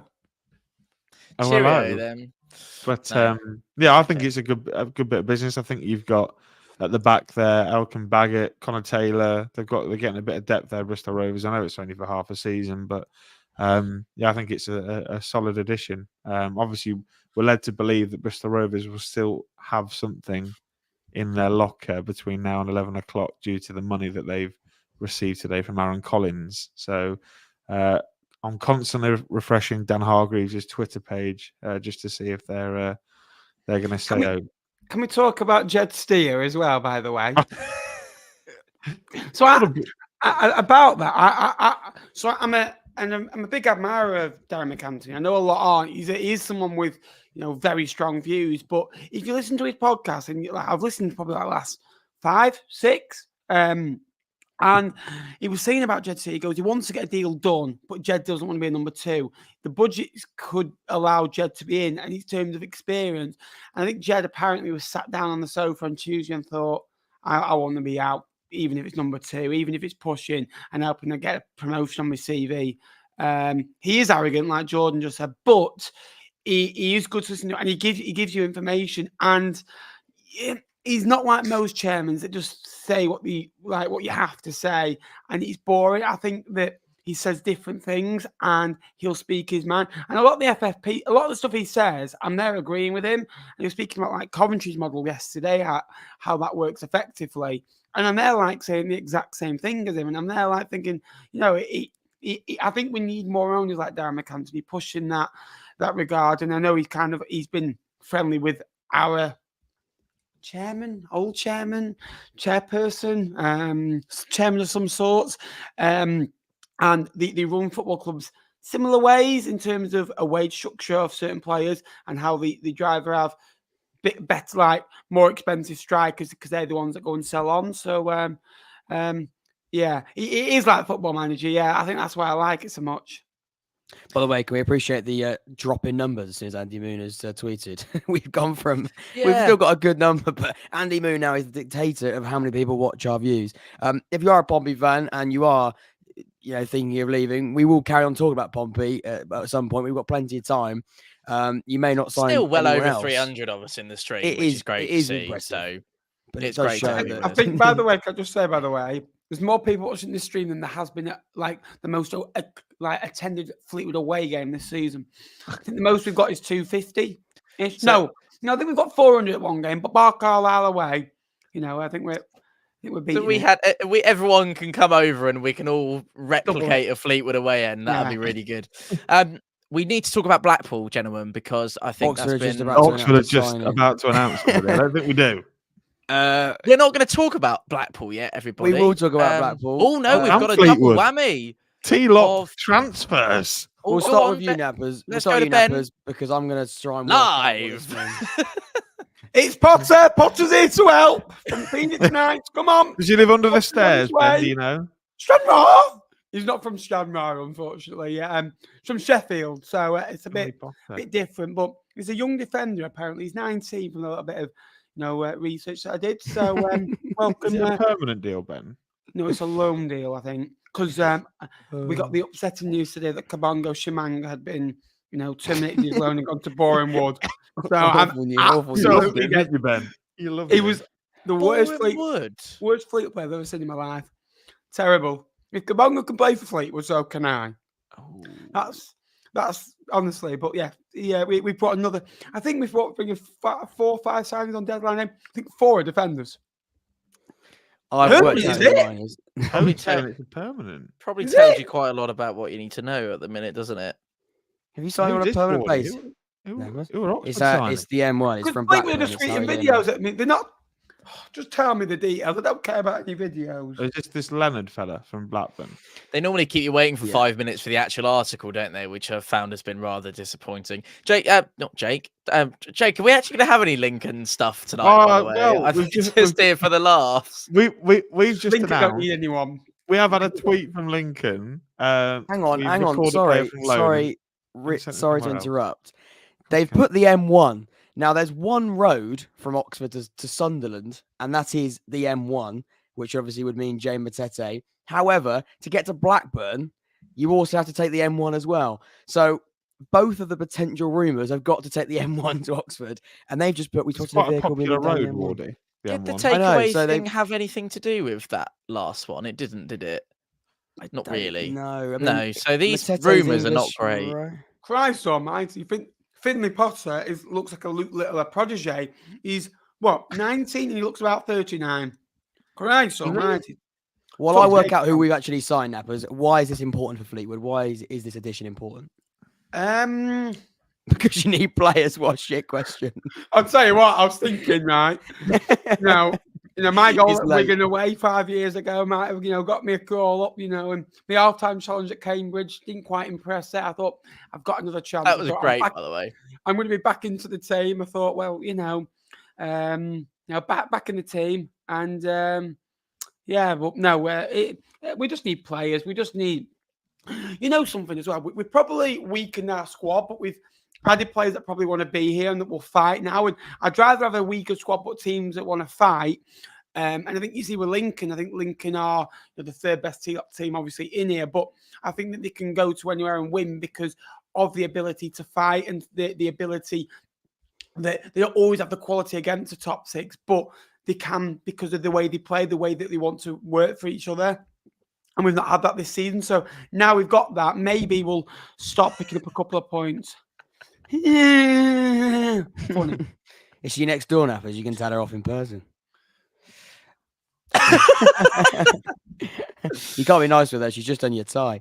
I think the general consensus at the moment. Harris did your tie. Harris did do my tie, yeah. Oh, bless him. In fact, it's quite weird. I won't go into. They are. Every now and again, I can see the people that I'm living with. I'm on the sort of side bit, and I can see the kitchen from my room, and they're just looking over. So they are seeing a live deadline day from over the. Are they thing. watching it in the So kitchen? I hope, unless they're they've they're watching it on the TV in the kitchen every now and again because the darts is on. But they also Don't are go and looking watch through the window. darts, guys. Stick with us tonight. Yeah. We've got you covered until gone 11. Just to jump in. Oh we my have god! had I've just got it. I've just worked it out. Look who's it's Jay Matete. Jay from the In-Betweeners is doing the announcement. What? That's Wow. right, isn't it? And that would no, looks like no, you're muted again, Jake. He's muted again. Jake, stop muting microphones, son. Sorry, I was listening because our director of football and chief exec are on a deadline day live stream with the Stacey West.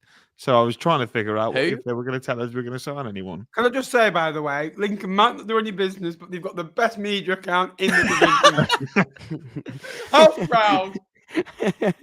I think it is definitely Jay Matete. It's Jay from the In-Betweeners doing it, and Sunderland to Oxford is directly the M1. And by the way, that is a huge coup because we were told a midfielder wasn't priority; it was a striker. We are desperate for a striker with that athletic, progressive ability, and I was so sure it's not Jay Lynch. No, I don't think it is. I don't think. Although we'll have to wait and see. There's we do need a goalkeeper. So I'm not quite sure. No, I'm pretty sure that is. You. Okay. Yeah, probably. Yeah, and that's not difficult. And then, Jake, by the way, do if we have that is, news, or... if we've got a striker as well on top of this deal, by the way, that's incredible from Oxford. Well, Jez George has just confirmed that we have signed a midfielder, but it's all very quiet at the moment. So You've just signed him, but you just locked him away in a cupboard or something. he's just gone on and put. We've just signed a midfielder. Take that what you will. I was gonna, before we had the Oxford, and when it gets revealed, then please do jump in. A little bit of boring Pompey news, but because I would imagine the majority of our audience tonight would be interested in this, and I know that there will be a couple. There was a tweet a little while ago, just 3 or 4 minutes ago, from Mr. Andrew Moon, who said Pompey had hoped to get one final deal done, but the move fell through at the selling club's end. So nothing to do with Portsmouth Football Club. Fell through at the selling club's end. We don't know which club that was. Hopefully that does become clear. That might become clear between now and 11 o'clock this evening. So stick with us on that if you'd like to know. We'll obviously be reviewing all the deals when things quieten down a little bit. But this just feel like a bit of a pinch point in our transfer deadline day stream because we are all awaiting the news that might be Jay Lynch, might be Jaden Stockley, might be Jay Matete. Who knows? It's definitely not Ryan Hardy because his first name is not Jay. He's playing for Plymouth. Logan is pleased that the bingo card has been ticked. Can I just say, by the way, we've already had a couple of those tonight, which is good to see. We all work at the same office. We've kind of tried to make our studio as synonymous as possible. This is our studio, we should say. It's the virtual studio. One day we'll have enough of a budget to buy a studio together and do a fella's job, which would be absolutely fabulous. So. Yeah, marvelous. It would be. We are well over, depending on what time we finish, but of regulation time, we are well over halfway through tonight's stream. Good evening to over 300 of you that still join us here live across YouTube, Facebook, across all the different channels and mediums that you can join us on around the world this evening. This is Transfer Deadline Day Live. We are led to believe that, Jakey boy. Oh, no, sorry. I thought that was a finger raise. No, I'll carry on. No. Sorry, I was just itching my ear. Apologies. No. Somebody's talking about you. Are they going red, mate? Are they going red? Yeah. All the rumours, you just can't handle them. I can't handle it. There's a mystery midfielder. I doubt it is Fleetwood that have pulled out on that one, Nappers. I wouldn't have thought that would have broken down if that was to be something that was going on. But we shall see. We look like a Westlife tribute band, Pest Life. Oh. Thank you very much, Merlin. That's very kind of you. I think we can kind of take that as a compliment. Westlife are fabulous. Do love a good bit of a Westlife sing along. Maybe we could arrange that for the next T-Lop Extra. We could do a little bit of a medley, couldn't we? Are we having any news, Wardy, or are we still? No, you do like to drag things out, don't you? I think we are going to probably do it at 1:45, so we can move on from this conversation. Yeah. But I was going to say on top of this, I spoke earlier about Matete being that midfielder we're looking at and that striker. I wasn't convinced that we were going to sign that midfielder because we were told all day that it looked like only one more after Owen Dale. If we can get Owen Dale, Matete, and Harry Leonard in on loan in one window, we've sorted out the winger situation. We've sorted out a striker on top of Will Goodwin and Mark Harris that's finding form. And we've managed to sign a midfielder that I think is in exactly the type of profile that we're missing at the moment. We are crying out for somebody who's that tenacious type, but also is comfortable on the ball. And Matete has all of that in abundance. So I'll be honest, I think it's an exceptional piece of business. I think if they've done one after this, we've been told all day, it looks like a forward. If they can get this midfielder, that looks to be the case, and that striker, because it'd be weird if we were being told a striker. And Des Buckingham said in his pre-release earlier that a striker was his number one priority. They said that they would sign a midfielder if it was right. Clearly, if it is Matete, they do think it's right. I think, to be honest, again, I'm being very careful on the Ryan Hardy situation. I'm not going to go and say we've definitely signed him and go over the top. I do not believe anything until I can see a player or a new player in an Oxford shirt.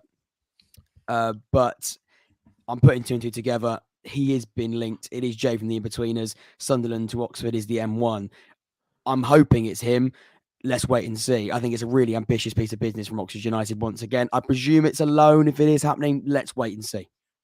Graham said, will anybody from Pompey go out on loan? Are you Schofield, White, Scully? Sorry, Jake, I did jump across you there. We'll come back to you. Right. White, Scully, can't see them play much footy. We all believe that the evening has ended for Pompey, Graham, and I don't actually think that Scully and White, albeit not really in any of the plans. I mean, Wardy had this conversation on the phone even earlier on today to say that White and Scully weren't in the squad for Oxford, and when Mousinho turned around at Port Vale away to choose from his bench for who to come on as a wide option, he went for Josh Martin, which is no disrespect to Josh Martin, because I like him a lot, but he didn't go for either White or Scully. Brian, who I know is a big supporter of all our channels, said, hi, Tom and everyone, just joining the chat. Loving it. Have to say, loving Bolton's signing of Aaron Taylor. We offered Aaron Taylor. I think it's Aaron combination. That's what he's meant to say. 750k will certainly bolster our forward line. It absolutely will. I think Pompey just want to strengthen the depth, hence keeping White and Scully. Yeah, I think, and there is an argument, and we'll go to you in whatever you were going to say, Jake. But I will put to you that big squads are what you need for promotion out of a league like League One, aren't they? Yes, absolutely. You need to be able to go to your bench, and if a game's not going your way, then you need to be able to bring somebody on that can completely change it. Some people see it as a negative of having too many players to try and keep happy, and you do, especially when you've got good players coming off the bench. They won't want to be sat there. I know for a fact Anthony Scully will not want to be sat on the Portsmouth bench, mate. He will want to be playing for Portsmouth week in, week out. I know him really well, and he won't want to be sat there. I'm sure Gavin White is the same. He's got a good reputation at this level through Oxford. What I was going to say was John Palmer, if we've got any Cheltenham fans kicking about, he is expecting 3 more deals in at Cheltenham between now and the end of the window, as well as a further departure. So Cheltenham could well be quite active between now and the end of the window. A point to Nappers, and he briefly mentioned it with the ownership at Peterborough and how open they are. We said, and we're sometimes a little bit heavy on players coming in, and look, this show is about who's going to get who and who's going to sign who. For Posh in this window, it was about keeping hold of players, right? You look at Edwards, their centre half, who's been linked to a move to every Premier League club, it seems. You've got people like Ricky J. Jones, Poku, Mason Clark. These are top talents. Nappers, Posh are one of the best teams in League One I've seen, if not the best team in League One I've seen. I'll be honest, I think he is that good. They are that good, and those players are that good. To keep hold of them, that's almost, I don't like saying that's almost a signing because it's not, but it's as good as getting somebody else in, because this window is not just about recruiting, it's about keeping hold of players too. Yeah, and another thing, D-Max said he values a club at, I think, around about 23, 24 million pound. And I honestly think that I came out and recently I said the value of that squad in a couple of years' time will be 50 million pound. I think Ronnie Edwards will go for 3 or 4 million pounds in the summer. But then I could go and see him playing for England in 2 or 3 years' time and being a 30, 40, 50 million pound player. He's 20 years old. He's got a number of appearances under his belt already and looks the real deal. Knight has got 100 appearances under his belt. When he played Fleetwood, it was Bilakapic, PK, Burrows, Knight, Edwards, Randell was the attacking midfielder, Cipriano, Collins, Poku, Mason Clark, and Ricky Joe Jones. The oldest was 26, the youngest was 20. The average age was about 23.3, something like that. And that shows you everything you need to. And it still had, I think, about nearly 1,000 EFL appearances in there, or career appearances in there. This is everything you need to know. They've got goals, you've got strength, you've got pace, you've got clean sheets, and they're winning ugly now, Peterborough. This time of the year where the pitches aren't quite as good, they are winning games of football. And when it starts, getting towards a nice stage of the season again around Easter time, Peterborough, I think, will be in that situation to go up. And I do think that Peterborough, Portsmouth, Bolton, Derby all get over 90 points. That is what I will say. I really believe that. And I think on my prediction, I think it went down to the last day with 3 teams chasing. I really do believe that. But this Peterborough side are, and I'll use this word a lot, phenomenal. And they're a joy to watch. And, even in tough moments, they win games of football. And for me, in terms of a squad, I don't think anyone else in this league comes close to them in terms of a squad than them. Their 11 is frightening. Jay Matete in Oxford, confirmed. Wow. That's big. That's as big as Ryan Hardy, Wardy. Yeah, and this time it's someone that was at Plymouth and has joined us, so it's an improvement on last year, isn't it? It's massive for us. It's really important and a bit of a surprise. I didn't think Oxford were going to pull this out of the bag. It looks as though this is quite late on. He can play for Reading because remember the cutoff is actually Friday at 12 p.m. So anyone realistically that signs that's fit and can play, is fit to play, can happen. I think it's a fantastic signing. I think Jay Matete is an absolutely fantastic addition. He is somebody that I think comes in and gives us a completely different option. In fact, while you were talking a second ago, I said I put Jay Matete as an option for Derby in my video, and I've written down some of the notes. An impressive ball carrier, provide a slightly more dynamic option in the midfield, fresh legs, tenacious, he can be quite intense, he can progress the ball. Somebody who was a very, very important part of Plymouth's promotion run in the second half of last season. Brilliant at Fleetwood, hasn't quite been given the opportunity at Sunderland yet, but we're looking at a loan deal for somebody who is ready to kick on. He's 22. He's now available. He's fully fit. I'm really excited about this signing. I'm really excited about this signing. Does he? Yeah, he loves the BK. You know a lot about him, don't you? I said earlier. I didn't think they were doing it. So the December, right? We beat Gillingham at home. Right, go to a club after the game. I don't know why I did. I thought, I've got a good idea. And he's in there. I think he was in there with Shaden Morris.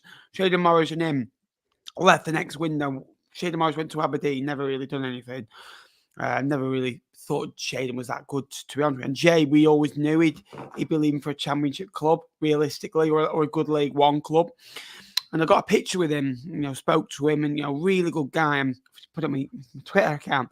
Next morning, he goes, oh, he asked me to delete. Oh, wait, the gaffer didn't know he was out. So I thought, crap, delete. I thought, well, I could have costed his multi-million-pound move to Sunderland, good wages. I thought, just because I got a picture with him inside a club. So, Matete, he does like a yellow card, but he's a very good player. Jake, it's a loan move to sorry, it's a few questions over this. It's a loan move from Sunderland. It's not a permanent move. It's definitely on loan. But that's what you would expect. Not me complaining, by the way. It's a bit of confusion in there about it's a permanent or it's a loan. We've been good for permanence this window with Will Goodwin, with Owen Dale. This is a loan deal from Sunderland, and loan or permanent, it is a position that as the fans, it was a big priority. We didn't think we were going to get it done because we thought striker was the number one for deadline day. We've gone and got this midfielder. I am over the moon by it. And Jake keeps talking about him because it's exciting me. Yeah, Jay Matete is one hell of a signing. And by the way, that got done very quickly. I'm so impressed at how quickly that's ended up on the stream. I think it's brilliant. I think it's a brilliant move. You saw last season how he went into this Plymouth side, and whilst they had a lot of momentum, he continued that momentum at such a high level and was pivotal. You think about the box-to-box run. I sort of compare him, Wardy, to a Pantuche Kamara type midfielder from the year before. He's good. He looks good. He looks very good. He's good at football. That one there. And you know what as well? Matete's also been given a bit of a chance in the Championship. He's played a bit of first team football for Sunderland. He's not. Did he get a look in though? Not as much as he would have wanted, no doubt, but I think he's still made a handful of appearances for Sunderland. You have to remember, someone's saying, "Here we go" for Lincoln. I do apologise. While you do that, I'm going to. He loves his Lincoln, didn't he? Lincoln, off we go. It's two deals, but I'm right. Ignore that. Jay Matete. Looking for Jay McGrandles. I hope it isn't, but yeah. Kieran Sadler. It's Kieran Sadler. Yeah. So Conor McGrandles is coming back. Thoughts on that? He's moved. He's moved up north. Went well. I don't know. He prefer not to speak. I'm not happy with that. But he made about 10 appearances in the Championship. Yeah. He got injured for a period of time as well. While Jake has an orgasm on stream. Well, it's the opposite, isn't it? Well, actually, it's not. It was, and then it was just out of there. If you were. Let's move on from Oxford. I don't quite know what that means, and Lincoln City, have now just put their teaser video out, so that is going to happen. They are doing business. They are awake, Jake. Don't worry. Let's take a look at some of the other teams. To sleep, Lincoln. I want to speak about Reading because they're really, really interesting. We're speaking about lots of incomings. Reading Nappers, it's really difficult. A team down there with you, but a side that have had we've been very, very heavy on signings and teams doing good business. Reading, out of their control, have probably had the worst, and I'm not going to spoil it tomorrow, but I will, the worst window. They've not lost Nibs, not lost Smith, not lost Savage. In terms of not losing key players, I think that let's be honest, I think they would have expected to lose them. So I don't think that they've had a bad win. I know they've lost Nelson Abbey and they've lost other big names as well. Good show that. Sorry, not Michael McIntyre, Tom McIntyre. It's the video, it confuses me a little bit. Oh, love that. And but for me, I don't think they've had a bad window. They haven't obviously been able to strengthen as much as they would like, but I still think Reading will be within a fight of safety. I suppose with the departure of Tom Holmes to Luton, they got a good fee. Whether or not they see any of that money, let's be honest, I'm not sure. They have got him back until the end of the season. Maybe I'm slightly harsh on that. The reason why I say it is because a lot of teams, like I mentioned earlier, have actually strengthened. And obviously with Reading, they haven't been able to for lots of different reasons. It could get much worse. I think it probably is going to get much worse. I think Smith, Nibs and Savage, I think Wing, these are the type of players. I think Vickers is another one. We're talking about players that they've got to keep hold of. If they lose just one of those, I think they're down. There's not many teams, I don't think, that are in that relegation chat. There's not as many as there has been in previous seasons, so they're up against a bit of a fight down there. Lewis has asked for our Bolton additions. We'll come on to that in a minute. We're going to go near the end of the window or closer to the end of the stream. We're going to go through club by club and we'll discuss everybody. Don't worry about that. We're sort of just picking up bits and pieces as it goes. It's still quite live. I mean, it's all live, isn't it? But quite live in the transfer window. So we'll talk about that, but we'll go for every single club. Don't worry, because I'm fully aware there's clubs we haven't mentioned. Blackpool's one of them. And like I said, we have touched on Bolton briefly, but we can go into definitely more detail. Tom, you're raising your eyebrow. Anything? Yes, two things. The attire's not gone down very well with the audience tonight. A couple of people have mentioned we're quite dapper, but the overall, I think it's been relatively negative reviews. The other thing I wanted to jump in on is just kind of discuss this Reading situation, and I take a bit of a closed-minded look at it from the Tom McIntyre arrival. But he's spoken to local Pompey press in the last 24, 48 hours about how bad things really were at Reading with regards to his departure. He spoke about sleepless nights in terms of getting the deal over the line and the issues that they had. There wasn't there wasn't. It's very rarely that a player comes out and has such a damning indictment of a club that, let's not forget, he supports and has done since he was a boy and has been at Reading. He's a one club man before he arrived at Pompey, but it was a pretty damning indictment. The discussions in the press and the media about the players not properly having meals provided for them, all the kind of the off-field issues spilling over onto the pitch. His words were what a badly run football club that is and how desperately it needs to change. There are obviously Reading fans that are completely up in arms. I know there's a little bit of ongoing of a fracas, should we call it, between Pompey and Reading fans in terms of the pay up Pompey pay up all those years ago. We have got a Fleetwood incoming that I'm gonna try and be as quick on the pulse as I was with the previous Oxford incoming with the graphic for you, Napper, so you can talk with a reference point. But the bottom line for me with the Tom McIntyre deal, there obviously was a lot of Reading fans kind of saying, "Oh, boyhood club, what a way to leave it." He's going for his wife and kid, newborn baby, new dad, wants to secure a financial future for himself. I know I'm saying that from this side of the blue line in terms of a Pompey fan, and I'm absolutely buzzing because we'll get to him later in the show, perhaps. But Jake's told me of his championship quality that he sees in him in terms of McIntyre. I know you boys will probably have quite a lot to say on him later on as well, or we could even have that discussion now. But I'm absolutely delighted by the arrival of him.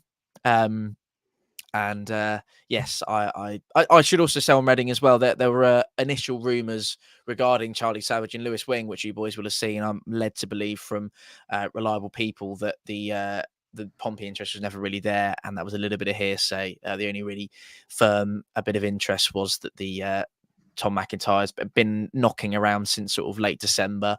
The Moxon news, oddly, was something that has been ongoing throughout the whole of January, really, as well, which has been kept rather quiet. And it's only really been the last sort of couple of days to a week where we've actually learned the full extent of the interest there. Good evening to you all. 5 minutes to 10. Welcome along to 4-0 Transfers Live. Transfer Deadline Day Live. Well, it's partly 4-0 Transfers Live, but it's also partly the T-Lot boys enjoying themselves. There's still well over 300 people joining us. It's been a fantastically consistent number. Please do stick with us. We're having a great time. Can I have a cup of tea, Harris, please? I'll open the door. Cheers. Oh, yes, of course. That's Harris that he lives in/with, as maybe T-Lot listeners will remember that little bit of a misstep. I'm not joking, mate. I'm not joking. I could really do with a hot drink. So if you don't mind making me a cup of tea, that'd be lovely. Have you got a mug? You can put it in. Have you got one? I feel like we're on a phone call here.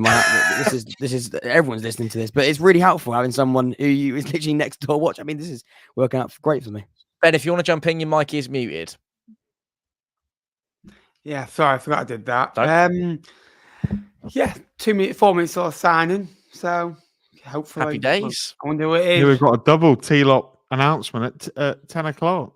Well, we don't know who the Fleetwood one is. We do know who the Lincoln one is. Well, we do know who the Fleetwood one is. It's Gavin Kilkenny from Bournemouth. Oh, right. Okay, we do know it. That's the one that we knew about a couple of days ago. How crap is it, though, when you know about all these signings like 3 days in front? It's like... Yeah.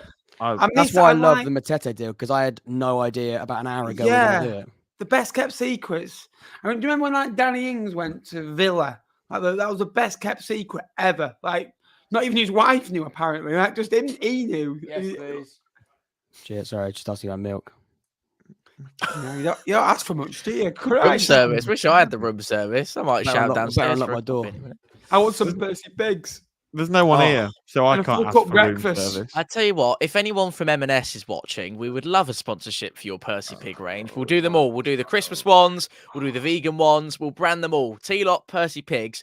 We need to make it happen because we all absolutely love Percy Pigs. I'm not having the vegan ones, though. They can...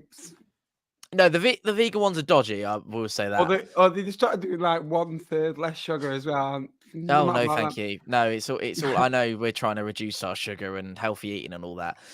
Katie's delighted on the microphones. We all actually do have the same one, Katie. They are Shaw. There we go. They're Shaw. Aren't they? Whatever. Yes, some of us were lucky to part with less cash for them than others, but yes, no, they are. Some of us are lucky to have them.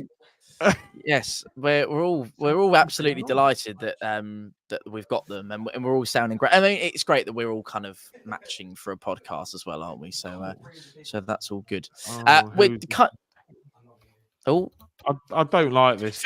For the people that don't know, Jake, provide a bit of context about the McGrandles thing, because there will be people watching out there that don't know the history. So McGrandles was part of the really successful team that got to the playoff final and got beat.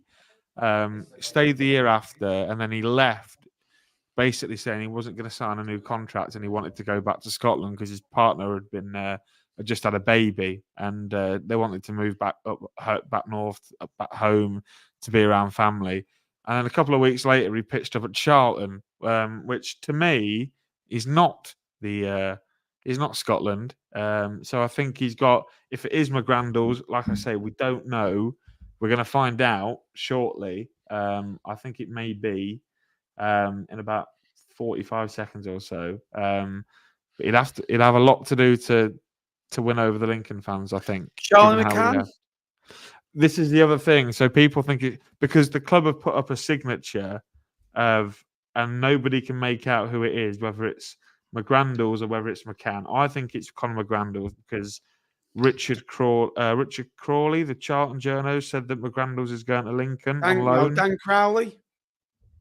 Dan we're not signing Dan Crowley. No, it's the Charlton. I'm trying to think of initials for you, mate. This is the beauty of a live show is fantastic. It's I have a feeling it's going to be McGrandles or Charlie McCann. I don't know. And we're second. Why am I on to tell you, but he's disappeared. Can I just say, by the way, I'm actually scoring on Lincoln Twitter instead of my own clubs right now. Oh, here we go. Oh, it's McGrandles. Oh, who is it? This is brilliant live. Thanks everybody for sticking with us. It's just McGrandles. Oh no! I'll tell you what. On Sunday, I'll come on going. So happy that our club. Best thing that's ever happened to the football club. Yeah, brilliant recruitment team. Best in the league. Our pitch is superb, by the way. I don't like it. What, Jay? Out of interest, why don't you like it? We've just had this conversation while you're in your just doorway, because of the way he left, Wardy. He wanted to go north, and he ended up going to London. Which, if you look at geography, London is a lot further south than Lincoln. Is it? As a player, though. Oh, he's all right as a player, but the difference is it's not the same Conor McGrandles that we had 3 years ago. So Why for me, have they not got a picture of actually Kilkenny in the kit, Nappers? Because he's at Bournemouth. He's on the bench tonight. Oh right, that's Wandle. Yeah. Sorry, Jake. Carry on. No, I'm just disappointed. Come on, Chaz. You've been watching the Stacey West all night. If you want to come on here, I'm going to tell you to do it a lot better. Pull your finger out and sign someone decent rather than bringing them back some has-been. Honestly. Oh, well, there we go. That's the unadulterated thoughts of Jake from that League One podcast on the recently returned Conor McGrandles. Ben, let's come to you. Going Kilkenny. Nice little addition. Very good, yeah. Midfield player, I believe, as well. Spells at Charlton last year. Not really played much, but again, from terms of the under-21s, under-23 circuit, looks decent. Obviously, Bournemouth, we've got a decent relationship with them now with the James Hill. I think we might have received a nice little bonus from them recently for James Hill playing against Liverpool. I think in the transfer. It's another edition. He's plaguing me head. There's one more in half an hour, 28 minutes. So good little bit of business. Jack, we had this conversation. We were a little bit not surprised is the wrong word, but we were probably quite pleased with Ben that this kind of thing was getting over the line for Fleetwood. Yes, yeah, I do. I think it was one that needed to happen. I was surprised in the fact that he's gone to take this the right way, Ben. I think he probably could have done a little bit better than Fleetwood's league position. Not than Fleetwood. I think it's a football club with a lot of ambition. Maybe not so much this season, but it is a player that didn't really get an opportunity at Charlton, but from what I know, when he did get that chance, he wasn't a bad footballer. I also know that he was someone that I think Bournemouth were looking to potentially sell to a League One club, maybe slightly higher than Fleetwood. I believe this is a loan deal. I did miss that. It's a loan deal, I presume. So I think it's a great signing. I think it's a really, really good signing as a player. He's a deep line playmaker, operates as a 6, can also operate as an 8. He's somebody that comes in, can create, but I'd say slightly deeper than someone like Josh Vela. So I wouldn't say he's a replacement directly for him, but he's someone that can operate deeper and sort of create from those different areas, like in front of that back 4. So yeah, in terms of what I think of the signing, I think it's a top signing. I did actually, like I say, think he probably would go somewhere else in a slightly different league position, but. Fleetwood, they've got it done. And what we've seen so far is a real change in direction. They're getting rid of the older, experienced players and they're replacing them with young players that have got a point to prove. And right now, Fleetwood, but I think hopefully you agree with this. I think Fleetwood at the moment feel a little bit like a free hit. These players are going to come in. They've got a lot to prove. And now we'll see what they're all about. They're not under much pressure because, let's be honest, I think they probably would have got relegated either way. If they can pull off a miracle, unbelievable. But they've got they've got such a point to prove here. Yes, Harris, I'd like to have one sugar. Thank you very much. They have got a lot to prove, but I think for now they're playing with no pressure in terms of a way that everyone thinks are down. Do you have an exclusive, Ben? Well, I'll have one hopefully soon for you. I'm on the case. I've messaged my little insider, so tell me if Benizio Napmano over here, everybody. Lovely to see. Yeah. It better not be who I've just seen been released from a certain League 2 club because I won't be happy about that. Liam McAlinden, by the way. It won't be him, though. I'm sure of that. It'll be him, won't it? No, I think there's no pressure on us and everything to gain and, nothing to lose. We're done. For me, win as many games as you possibly can. Try and beat Blackpool if you can. Don't get relegated at Blackpool and try and keep it to the last. I think I did my predictions today and I was down going away at Leyton Orient, which is like the second or third to last game of the season, which won't happen. But, I don't know where I'd rather go down. Would I rather go down at home or would I rather go down away from home? I don't know. And so that's a sad reality when you're looking at when when you're thinking you're going to go down instead of if. Yeah. Tom, we haven't spoken about Blackpool and Jake as well. I know you wanted to speak about George Byers. What a signing that is for Blackpool. We're speaking about a player here that was, if it is, that's amazing. If you are speaking about George Byers, thanks very much. Here, look, there you go. You can say hello to everybody as well. Hi guys, how are we doing? There you go. Sorry, mate, bit off. How are we? Yeah, there he is. If you watched the Deadline Day stream last year, Harris was actually on it because he was. Can we have a brief word on Exeter, Bordy? There you Can go. we have a brief word on Exeter? Yeah, come and chat to us about Exeter. The business. We'll do the business and then do the season. We accidentally unveiled a signing earlier. That was embarrassing. But no, some good players. Haven't lost many, which is good as well. Will Aimson is free to leave if he wants. Hopefully he will. But no, happy with it. Mo Isa, what a player. I was interested about Isa because we were linked with him because of the Liam Manning connection. So I think that's a good striker. He's somebody that when you do get him firing, thank you very much, Harris. See you later. When you do get him firing, what a lovely he's a good striker. Yeah, he's a great guy. And he's got a lovely cup of tea. We'll come back to Exeter, but to carry on with the Blackpool chat, Jake, George Byers, great addition on loan from Sheffield Wednesday. Yeah, no, I completely agree with you. He showed last year at this level how good he can be in a team that got 96 points on their way to winning the playoffs. So he was a real key cog in that Sheffield Wednesday midfield unit, and I think you noticed how big a loss he was when he wasn't in the team because they went on that real dip. I don't think he had much to do with with that dip in form. So yeah, I think George Byers is a great signing. Add some more depth into that midfield area where they've got the likes of Norburn, Matty Virtue still kicking about as well at Blackpool. So we'll have to wait and see. But also not the only player that they've brought in today. Obviously, Dan Sassy from Burnley has joined on an undisclosed fee. I won't claim that I know loads about him. I'm just frantically trying to get my Blackpool notes up now. He's joined from Burnley for an undisclosed fee. Looks like a young defender. I did have other notes, didn't I? I tell you what, it's a good job this isn't live. It's a good job this isn't live. Yeah, One signing that I've had a chat with a Blackpool fan, Callum, about Ryan Finnegan has joined from Southampton, who I think will go under the radar actually at Blackpool. He spent the first half on loan at Shrewsbury in a really difficult situation for his first loan. He's a creative midfielder and got rave reviews coming out of the Southampton academy. To Tom, obviously, some apologies for swearing at you, Tom, but dinner tonight as well. I think with a new home at Blackpool, I think could do really well. And then Hayden Coulson as well was a good pickup. He's done really well at championship level for Middlesbrough. So, yeah, no, looking forward to seeing how Blackpool get on for the rest of the season. They've brought some big players in. Lost Kenny Dougal. He's gone to Thailand, which will be a big loss. But George Byers is definitely going to come in and fill that mould without a doubt. Wardy, anything to say on Blackpool? I think they've done well. I mean, I was looking at their Twitter because I was interested to see what Blackpool fans had to say about Owen leaving. So that was interesting, and they were pretty honest in saying they wanted to get some bodies in.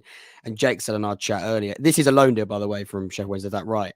I don't want to get that wrong. I think it is a loan deal, even if it isn't. Yes, it is. It is. This wouldn't have been a cheap loan. You'd imagine Sheffield Wednesday would have wanted some fee with that and a large chunk of his wages covered. They're probably looking at someone saying, "Oh, and Dale leaving, look, they can then cover that with the wages of George Byers because he will be on more money than Dale would have been." That was probably the thinking behind it. And I'm not going to steal that point. Jake said that brilliantly in the chat earlier about that maybe being a smoother transaction financially. I think George Byers comes in and is more of what Blackpool need. He's a very, very good midfielder, very, very box to box. I did a video on Sheffield Wednesday last season, and that midfield looked so much better with Volks and Byers next to it. I think that double pivot was fantastic. They tried Backinson there, who's now at Charlton. That wasn't as good. They tried a few players there, but when George Byers and when some Volks were together, they looked 10 times better. And then in front of them, of course, they had Barry Bannon. It was a great trio. So I think he's a great player in League One. I'm very surprised by the way, Wolves just scored a last-minute equaliser against Man United. It's 3-3 in that game. It's just come up. That's quite funny. Wow. In terms of what he's going to bring to Blackpool, we know he can prove it in League One. So there's no need to worry about that. It's exactly what Neil Critchley would have wanted.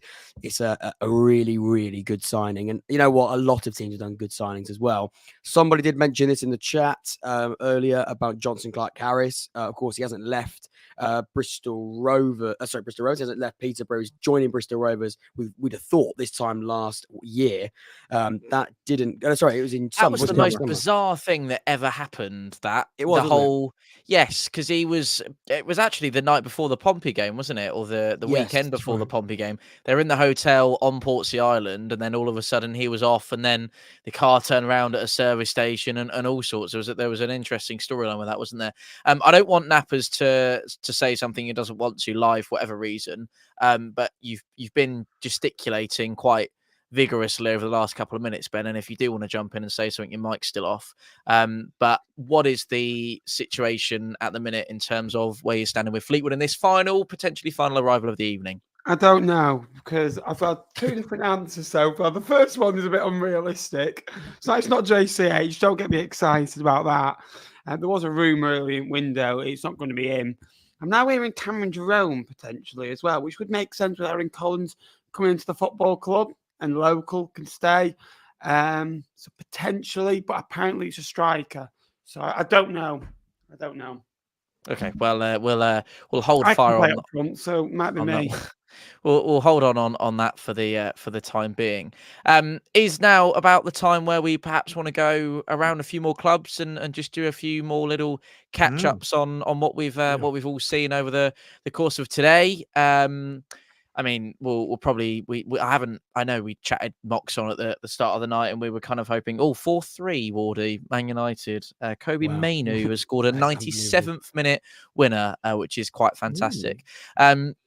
We did chat about Pompey briefly at the start of the window.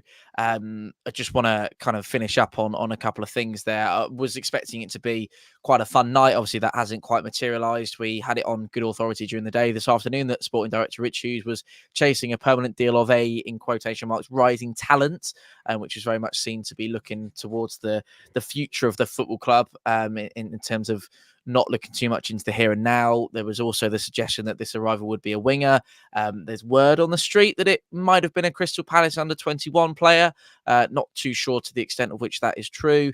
Already mentioned earlier on this evening that it was an incredibly aggressive window from Pompey, adding Moxon to the mix alongside Pitt Harris, Lang and Macy. We've seen all three of those already in a Pompey shirt, with one of them scoring what was almost the winner, which we were all absolutely gutted by. I think that puts to rest any issues of a league position slip up, really.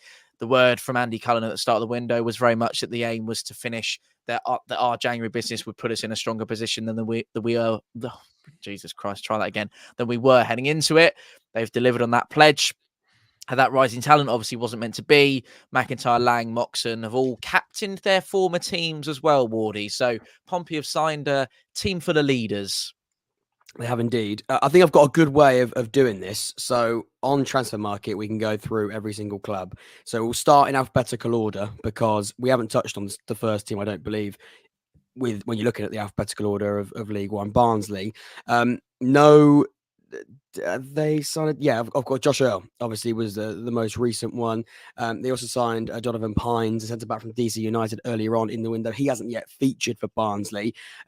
Jake, what have you made of Barnsley's window? We know we spoke about Josh Earl earlier. That's not easy to say. What do you make of it generally? Have they done enough, do you think, to push, and they are in that top six at the moment, to stay in that top six? Difficult because you always want to strengthen while you're in a really good position. You think of Oxford, they have strengthened this window whilst in the top six, and I think Oxford's window is a lot better than Barnsley's. Pines is a signing that's untested over in England. We don't know how well he's going to get on. Josh Earl, I think, will slot in. They've also let Casper Lapata's gone out today, hasn't he, to Port Vale? So that will be interesting to see how he does there. But for me, for Barnsley, what the main thing was making sure that none of the loans went back. Well, one particular loan in John Matete, he's been really influential for them. So keeping hold of him, past deadline day today has been massive. But the Barnsley's windows fill me with a lot of joy. Not really. I think they've got a good enough squad as it is anyway. They didn't need to add loads and loads in, but they've added where they thought they needed to strengthen, and they've kept hold of key players as well. Luke O'Connell, like I mentioned, and John McAtee, and Devante Cole also hasn't gone anywhere. He's scored a load of goals this year. So sometimes in a transfer window, we're also, fascinated on who's coming in and who's the next one to come in, etc. But sometimes it really is about who stays and who you can keep at your football club. And for me, but this Barnsley window has epitomised a good window because they've kept all the key assets. Yeah, I think it'd go down as a fine window. It doesn't sound, it's absolutely, it's fine. They haven't lost anyone. They've added a player here and there. I'm not over them. I'm not blown away by it. I don't think any Barnsley fans are over the moon with the window, but they are probably happy for the most part. I know we spoke about Bolton, but we'll come back to them. I know we've got to speak about every club, and we will do that, as well as Blackpool in just a second. But Bolton, Nappers, with Bolton, they're in a good place. We know with their games in hand, they could be, top of the table. But they're in a really, really good place, and they're playing some good football on a good run at the moment. Calvin Ramsey on loan from Liverpool. I mean, last time they got a player on loan from Liverpool that was a right back. Did all right, didn't he? Certain Connor Bradley. Calvin Ramsey this time is on loan from Liverpool at Bolton, along with, of course, Aaron Collins, who you can see on the screen now as well, Anog Beta, and of course Taylor, who he also mentioned. But generally, to summarise Bolton's window, I think it looks like that's going to be it for Bolton. But I say that in a way that's absolutely fine from a rival perspective. I think they've done enough. They've had a great window. Ben, to summarise on that. Yeah, great window. The January windows for Bolton in the last 3 years have been nothing short of phenomenal. Brought midfield players in, brought forward players in, brought defensive players in, and just added and freshened that squad up as well. And the loans they brought in this year, I think Magoma has got better. has got better and better, throughout his career as well. And it's a good signing as well. Collins on a permanent deal. It's a saucy signing, and it's a really, really good team. And Ian Everett's a really good manager. And Ian Everett has basically done, what Jurgen Klopp has done at Liverpool, but in 4 or 5 years there, he's done an unbelievable job. Had it tough at the beginning, has gone through that rough patch, won promotion, stabilised, playoff push last year. That was the best thing that happened to them last year, losing in those playoffs, because they weren't ready. This year they are ready now, and they are here to make up the numbers. I always say 3 seasons, 9th, playoffs, go up. That'd be unbelievable. And then it's stay up, consolidate, push on, top kind of 12, and then the rest is history. I think this Bolton side can really push on, next season as well. Tom, sorry, he's talking to I believe his father. Is it Andrew? Is that an Andrew? No, it's not Andrew. No, you boys know, but it's not. No, hang on. Come back to me. I'll go to Jake actually on this. Burton Albion.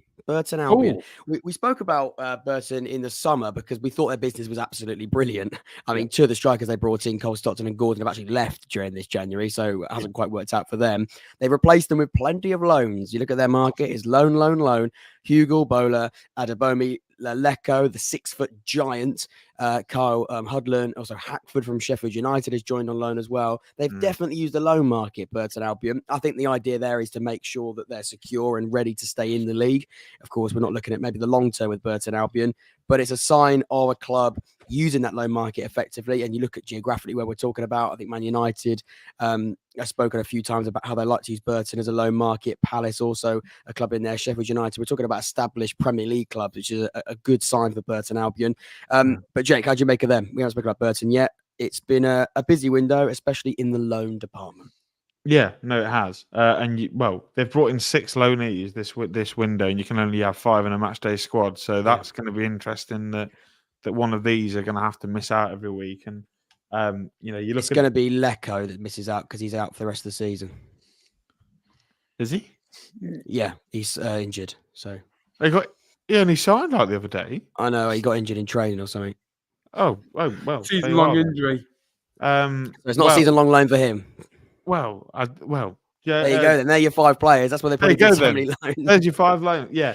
No. Ignore that last 30 seconds, viewers. On we go, Jake. Yeah.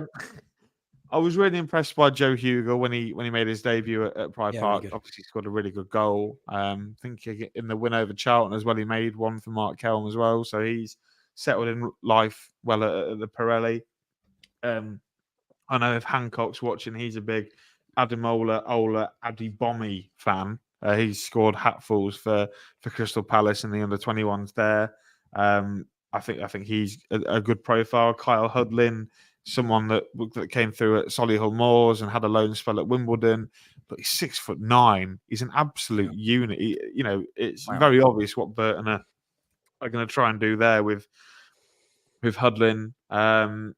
Bowler is a decent sign. I think he's done it at this level before. He's come in from Rotherham.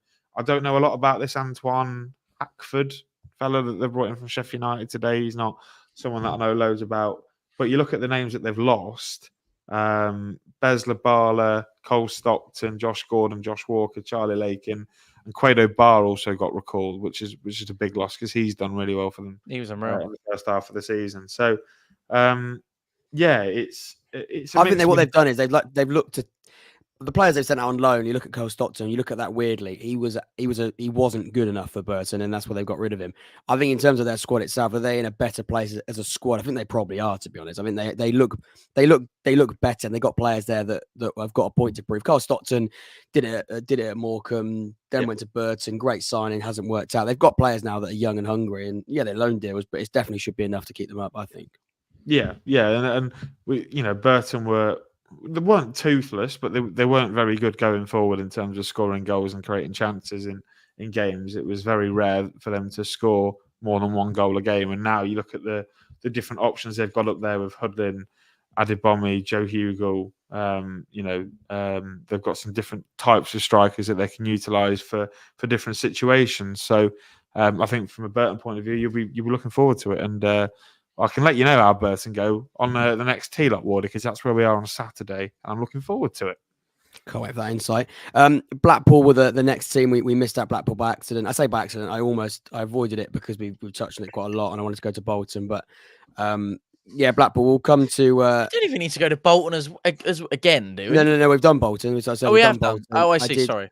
That's why I skipped to Bolton instead of going to Blackpool. Cool. Also, I got a bit of news for you. Oxford United deals are done, so no more on that. So we can go to bed. 2 out of the 4 out the running for the night, boys and girls. We still have, and to be honest with you, flanking us. People will sort of go, oh, but wasn't a striker on the list. If you'd have told me a striker or a midfielder, I would have said a midfielder over a striker, simply because we've got Will Goodwin in and we've got Harris. We've got a player that I think we needed more. So over the moon with that. Let's move away from Oxford. Nappers, you give. There's a look between Nappers and Jake. Is there something we should know? Is this a break-even deal? It's the way that Fleetwood have announced the other Kodam is still awake, and it's the fellow who does the mic in Jim's boss. His name, Nappers. Bimmy. He just goes, Bimmy. Oh, hello. A support liaison geezer. Yeah, if you've been to Jim's bar, you know what I mean. He's genuinely such a cracking bloke. Hello. He did that video. Do you remember when they played Blackpool, and all the Blackpool, like, they're all saying, "Oh, we need you to get down to Highbury and buy tickets," and everyone was rinsing him. But I thought that was brilliant. Bimmy is such a great bloke. Bibby, not Bimby. No, Bibby. Yes, that's what I said. It's his Lincolnshire accent, Ben. He can hardly understand. It's the best accent in the world, though. At the end of the best accent in the best county. At the end of them. Come on, the Shire. They make the best. They make the best sausages. Remember, we do. Best pitch. Best food in the division at home. Best transfer window. media team. Best media team. I'm going to get that one out there. Jake, don't twerk, mate. They're not going to give you a job. They ought to, though. If you're watching, fabulous gentleman over here. He doesn't get 72. Doesn't get paid enough here. Tom, we'll come to you on Blackpool. Finnegan was signed. Coulson was signed. I know we mentioned Blackpool. They are pushing for that top 6. Do you reckon they've done enough in that January window to secure that spot? They've got to chase a little bit, but in terms of players they've lost, the biggest one probably is Owen. Other than that, they're not too worried. And Jason Weir ending his line, he didn't do too much at Brighton. He's gone back out somewhere else. So they're not going to be Port Vale. They're not going to be too concerned about that. He didn't really rip up any trees. But in terms of incomings and their squad now, they've got a chase on their hands. What do you think? Thank you very much to Son Jo for describing us as professional. That doesn't happen too often. Jesus. So thank you very much indeed for that. Bit of a push there. Yes. So the good news about Blackpool situation is obviously without losing the Owen Dale thing for me is a bit of a strange one, really. I wasn't expecting him to go out, really. I wasn't expecting him to leave. I wasn't thinking that was going to be the case. And the other thing is, you just kind of sat there thinking, well, why? Was it a player-related thing? Because he was playing games, wasn't he, Owen Dale? And it's not like he kind of wasn't in their plans. Have we got some Charlton news, Jake? I think it's Todd Kane. I'm not overly sure.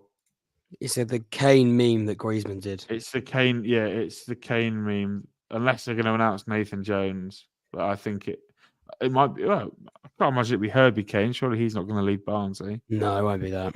I imagine Todd Kane has left. I think he's been in Gibraltar.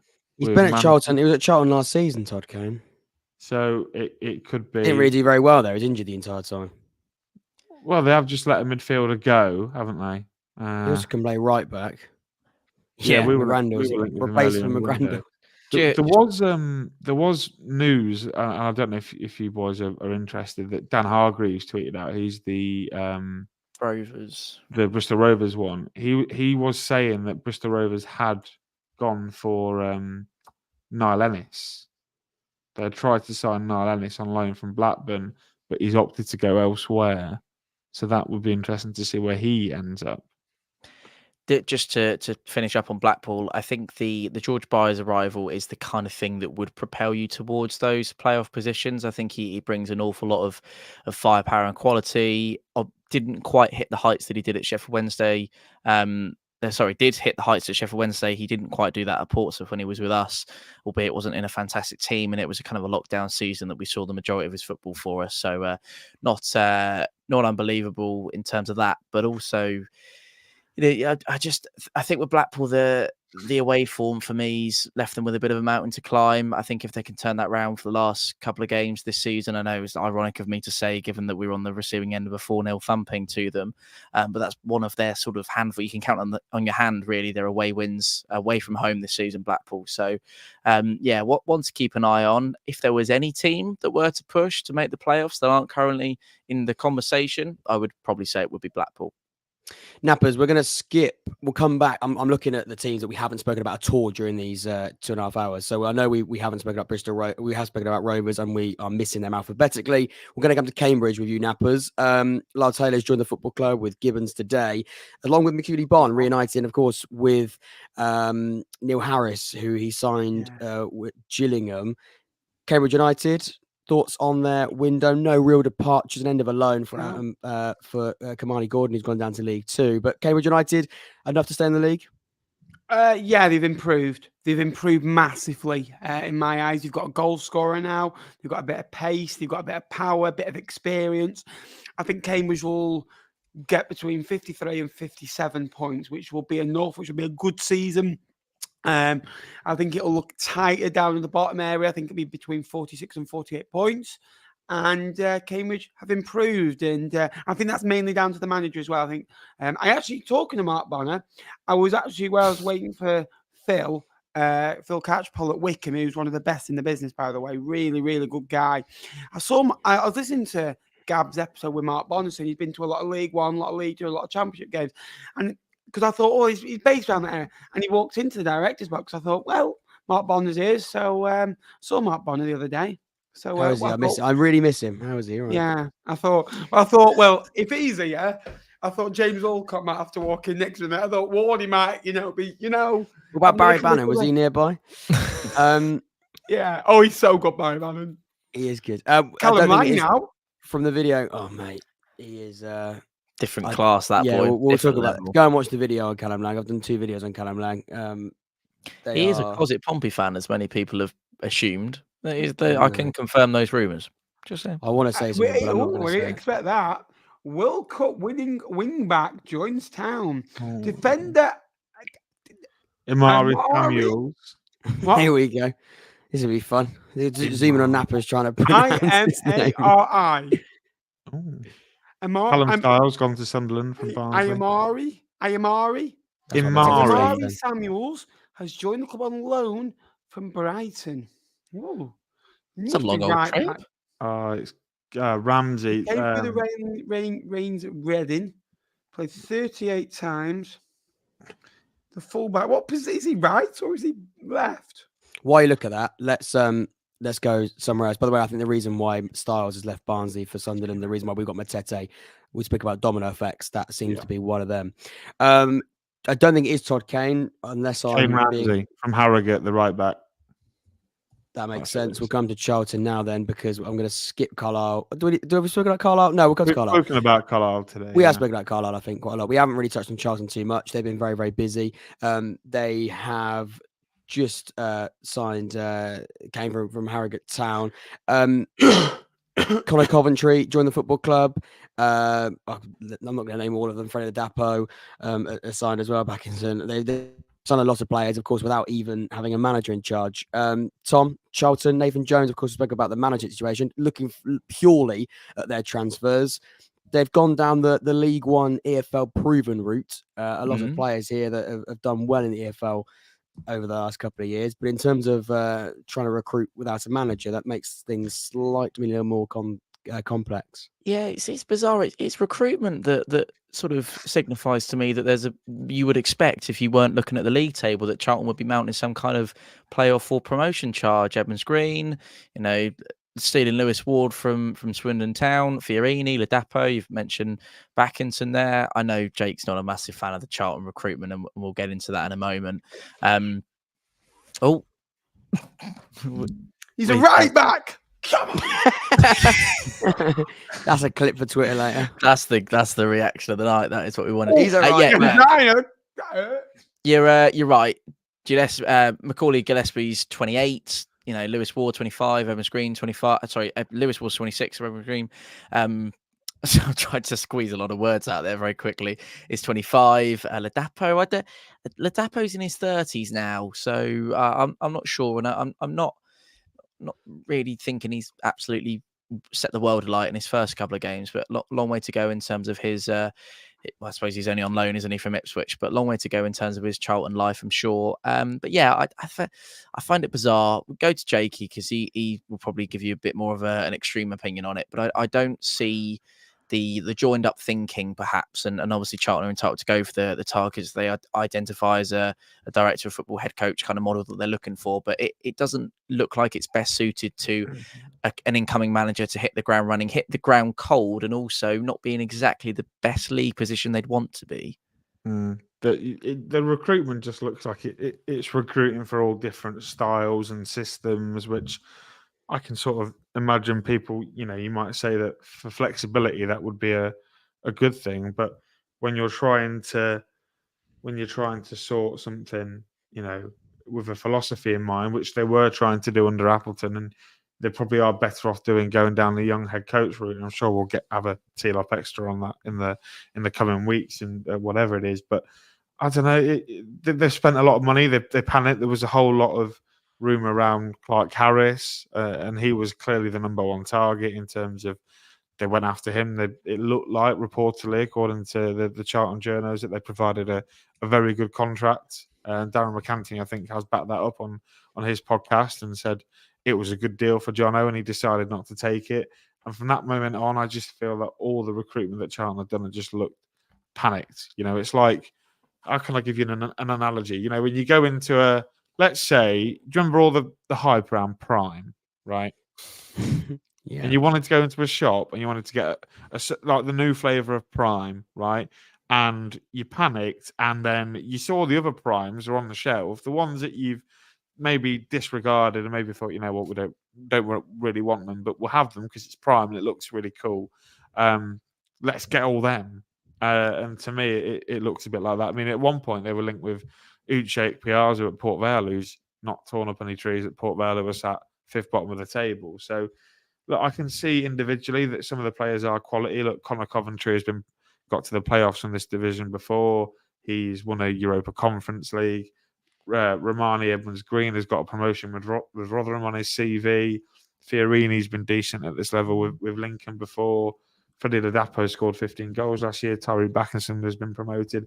I can see what they're trying to do, but it just looks like you've got spag ball in one part of your plate, fish and chips on the other. You've got I don't know. Neville.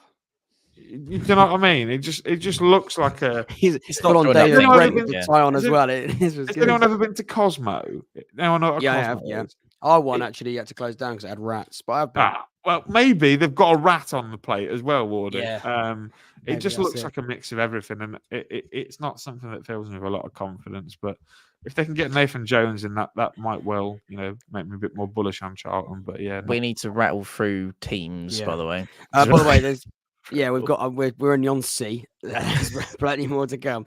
By the way, we've got 101 people watching on mine. If my math is right, that means we've got 100 and how many on yours? 103 on mine. If you hover your cursor over the 291 at the top of your screen, you can see Wardy. Oh, okay. Ooh. He's only learnt that 2 hours 2.5 hours in. minutes in. 103 on mine, 183 on yours. If you could leave a like, I'm on 80 likes. To get over 100 on both of them, you probably already hit 100 likes. I think you probably have. Leave a like, whether you're on 100 or not. But if you, by the way, John Palmer, we're coming on to Cheltenham now. Still not done at Cheltenham, so we'll come back to Cheltenham when they're done. That makes more sense, doesn't it?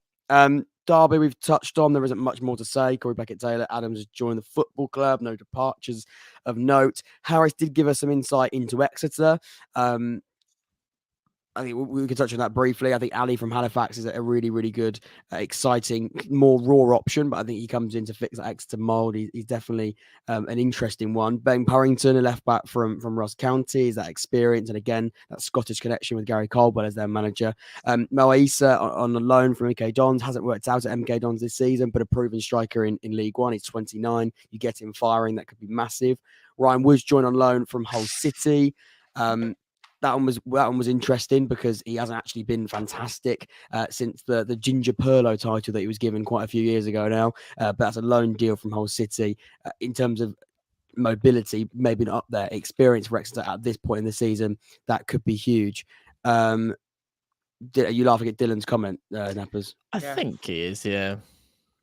Don't turn this off for the darts. There's plenty more still to come. In terms of departures, no real ones to note other than Trevitt being recalled by Brentford, but he did have an injury. We'll come back to Fleetwood. Is that business all over actually at Fleetwood, Nappers? We can wrap up Fleetwood. I just got told don't go to bed, so yeah. Okay, no, then we'll come back to Fleetwood later on. We believe Leyton Orient is done. Jake on Leyton Orient, or Tom, you choose. We'll go to Jake on this one, and then Tom, you can take over on Lincoln. That'd be quite interesting. Let's hear your thoughts, Jake, on Leyton Orient. We spoke earlier about Ollie O'Neill from Fulham as a good addition, but Leyton Orient, I'd say in the similar bracket to Northampton, really haven't needed to recruit fantastically because as a newly promoted side, they've done a great job, but they've added to a good squad already. Yeah, I think Orient, as I'm drastically trying to find my Orient note. Yeah. Obviously, they brought back Brandon Cooper, haven't they? Who was on loan at for the first half of the season. I thought he's performed pretty admirably in that part of the back three. He's been good at this level before. And then Ollie O'Neill is someone that if you're big on your Premier League 2 and you sort of young players in that sort of division, then Ollie O'Neill is someone that's stood out for years. He's fantastic technical midfielder. Fulham had high hopes for him. I can't imagine Fulham would have wanted to let him go. He's somebody that I think they had plans for in the first team, but you have to admire his dedication to go out and get first team football at Leyton Orient. So they have lost Drinan today, I believe, as well. He's gone to the defender as well. Yeah, Ed Turns. Yeah, he's gone to Crewe, isn't he? But yeah, it's been a good window, I think, for Orient. They didn't need a lot. You look at the league table, they're sat 10th in Sky Bet League One. A really good season for Orient if they can finish there. But they've got the likes of Dan Adji coming into the team now. You've got Idris El Mazouni performing to a high level, Raul Satoru as well. So I think Orient can be happy with their business. They're just adding to what they've already got, and O'Neill and Cooper will certainly do that. I've just had a thought. We'll come back to Lincoln at the end because we believe they're not done, and we'll summarise when we say our goodbyes on the clubs that we support. Northampton, I think we've touched on. No more business there. I'm being told Bristol Rovers are about to sign somebody. They put the lightning emoji. Are they? Okay. Lightning emoji for Bristol Rovers as well. I'm not quite sure who that could be. They've been very they haven't really given us too much on that front. We'll wait and see. Peterborough, Tom, not much to say on that. We touched on it. We haven't touched on the loan signing of, let's give this a go, Michael Alagabi. Michael Alagabi. Ooh, give that a go. Nappers, I'm not coming to you, mate. Don't worry. Michael, he's on loan from Brett. He's a winger. And I think the general consensus of Peterborough is that I thought that they might go with a fullback because Kaios has gone back to Rotherham. They've gone with a winger. Can I go with Michael Olakigbe? You can. That's the most convincing pronunciation. No. Peterborough. Yeah. Okay, wait there. Right. While he looks down and pronounces the name, Tom, apparently it's Olakigbe. There we go. Not a huge amount of business, but we spoke earlier about keeping hold of their assets. Peterborough, to summarise, looks like it's going to be the window shut for them. Good window, all in all. Yeah, I think so. And I completely echo Napper's sentiment about Darren McAntony being such a ruthless operator at this level. Love him or loathe him. He's very honest and open about what he does and how the club operates. So I think maybe some people think to the extent it might be a little bit too open. Maybe things are a little bit too broad at Peterborough and people know the ins and outs of it. But yeah, no, I reckon I got my Peterborough prediction pre-season well off the mark, if I'm honest with you. I think they are going to be right up there. And alongside Bolton at this moment in time, I see Peterborough as Pompey's biggest threat to automatic promotion right now. I know Derby have really strengthened and we talk about a 4-horse race, but heading into these last sort of 15, 16 games, Darren Ferguson's been in before many times at Peterborough. There's a lot to be said for them. I think they're going to have a really exciting run in towards the end of the season, and I'm looking forward to seeing how it develops. So, Jake, you got an update on the pronunciation, or we're going to just go with that? Yeah, we'll go with that. Yeah, we'll go with that. So next up, we're going to speak about Port Vale, and it only feels right that we go to go to Nappers.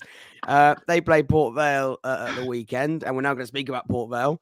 One thing I will say with Port Vale, and I'm going to make sure I don't steal the point, is if you look at the teams that they've taken players off of, Forest, Man United, Liverpool, Brighton, all loan transfers. They've gone down the young Premier League route. One player that really stands out, and I know Williams has already gone back from Liverpool after that injury. Jensen Weir hasn't quite done it yet in League One. Daniel Gore is a massive, massive addition. Nappers, Port Vale's window. Jensen Weir did it in League One last year for Morecambe, and I kind of think Blackpool maybe was a bit of a step up. In terms of League One, he's probably gone from being a star player to being on the cuff of a squad, and you saw that. I actually thought he was better than a lot of the midfielders Blackpool have. One being Tashanoglu Booth, who I know Jake knows a lot about. He's just been released from Blackpool. Gone to Portugal, mate. Yeah, he's gone to Portugal. What a boy. Look, from Blackpool to Portugal in the space of 24 hours, eh? Lucky boy. But no, Jensen Weir, I think, is a good signing for Port Vale. And they've already got a good squad. I just think, striker-wise, they're a bit light. They should never let, and I still say the same about Fleetwood, should never let Ellis Harrison go. And I keep saying that, keep banging the drum about that. Loft wasn't a good, I think they signed him on deadline day last time, didn't they? Because Bristol always let him go and didn't get the JCH deal over the line. I think it's been a good window. They've kept the players, and again, Port Vale will be just fine. 53 to 57 points as well. They've got 2 games in hand. One of them is against us, so they've still got to play us twice. So yeah, we play Port Vale. Yeah. The final thing on Port Vale I would say as well is let's find his name so I don't get this wrong. Our Blaster has obviously gone back to Sheffield United. I know that was an injury. Divine as well. And Divine. And I know it's quite funny actually in the transfer market. Reece Williams signs on the 31st, end of loan, February the 1st. It was a quick visit for Reece Williams. But there we go. We spoke about Reading. There isn't too much to say on that. There was Tom? meant to be an incoming at Reading, but it's all gone quiet. They tweeted 13 minutes ago that there was going to be an incoming, and it's. I'd expect it at 9:45 then, wouldn't you? 1 minute's time. Maybe we're due on. I'm refreshing the Reading page. Can we all just take a moment to celebrate that it was about this time 1 year ago to the day that the Ryan Harding news began to break? You haven't got it saved, have you? I'm really scared you're going to play it at some point. No, it's not, mate. No, I wouldn't have done that to you. Don't worry, I like you a little bit more than that. So I wouldn't have done that to you. Monlewis has joined Reading from Arsenal, under 21's captain, on loan for the rest of the season. No, we didn't know about that. He was a centre half. Yeah, I forgot. We should have mentioned that earlier. I did know about that. Fleetwood have another one coming in. Jesus Christ. No, I don't think we do. I'm just trying to count. 5 on deadline day. Yeah, Tommy, right? Tommy Lonergan, Finley Potter. Yeah. That right that was just They still here. Penny, and Love Pepe. That's it. It's 4. And that lad from Everton, Campbell. 5. Yeah. Campbell, Samuels. Tommy. Why you learn to count to 5, Nappers? We'll move on. Who's our next club? That was 2. I'm trying. Kilkenny. We will count to 5 in the chat. Shrewsbury, Nappers will come to you on this one. Change of manager. You were right behind Matt Taylor for his tenure. Never called for his head. But there's since been a change of manager, and they've got a new one in who, back in Hurst. He's done very well in his first game away at Northampton. In terms of players that they've recruited over the period of January, they've done okay. They've lost a few players on loan, but they didn't really rip up any trees. A few injuries in there for those. A few loan deals, not very busy, not overly inspiring, but I wouldn't say they're the worst window. It was all right.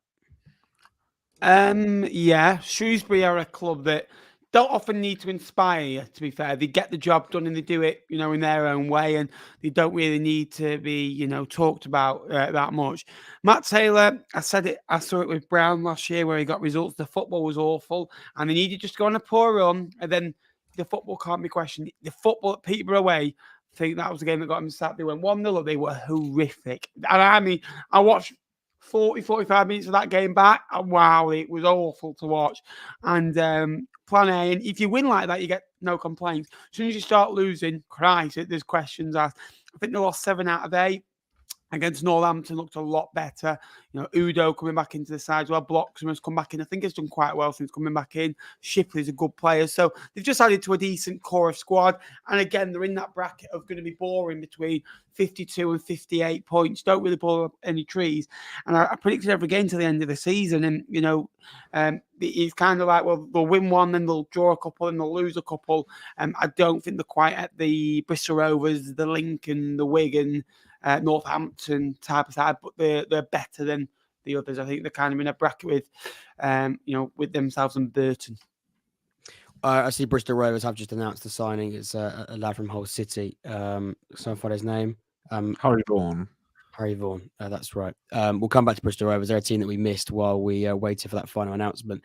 Haven't touched on Stevenage at all. They've been very quiet on this deadline day, but we should touch on their window as a whole. Jake, Steve Evans, the man in charge at Stevenage, not a busy one for them, but a left back or left wing back, should I say, Reading has joined them on loan. Needed a goalkeeper replacement, so that was done. And Fournilwright, also somebody that super was at crazy. Gillingham, will exactly. And Fournilwright, of course, was at Gillingham, while Steve Evans was there as well. Other than that, a few players that have left, not massive issue for me there. Harry Anderson's left on loan. Charlie McNeil didn't really work out at Stevenage. Other than that, it's been all right. Again, they're in a fantastic position. They've improved the positions that they're crying out for. Yeah, I agree. They've added a bit of steel. I think McGillivray adds a lot of experience in goal. Where you look at the other goalkeeper, they let Hedgie go back to West Ham. Ashby Hammond isn't a massively experienced goalkeeper, so bringing in someone like McGillivray who's got 400, 500, 600 maybe even EFL appearances is a really shrewd bit of business.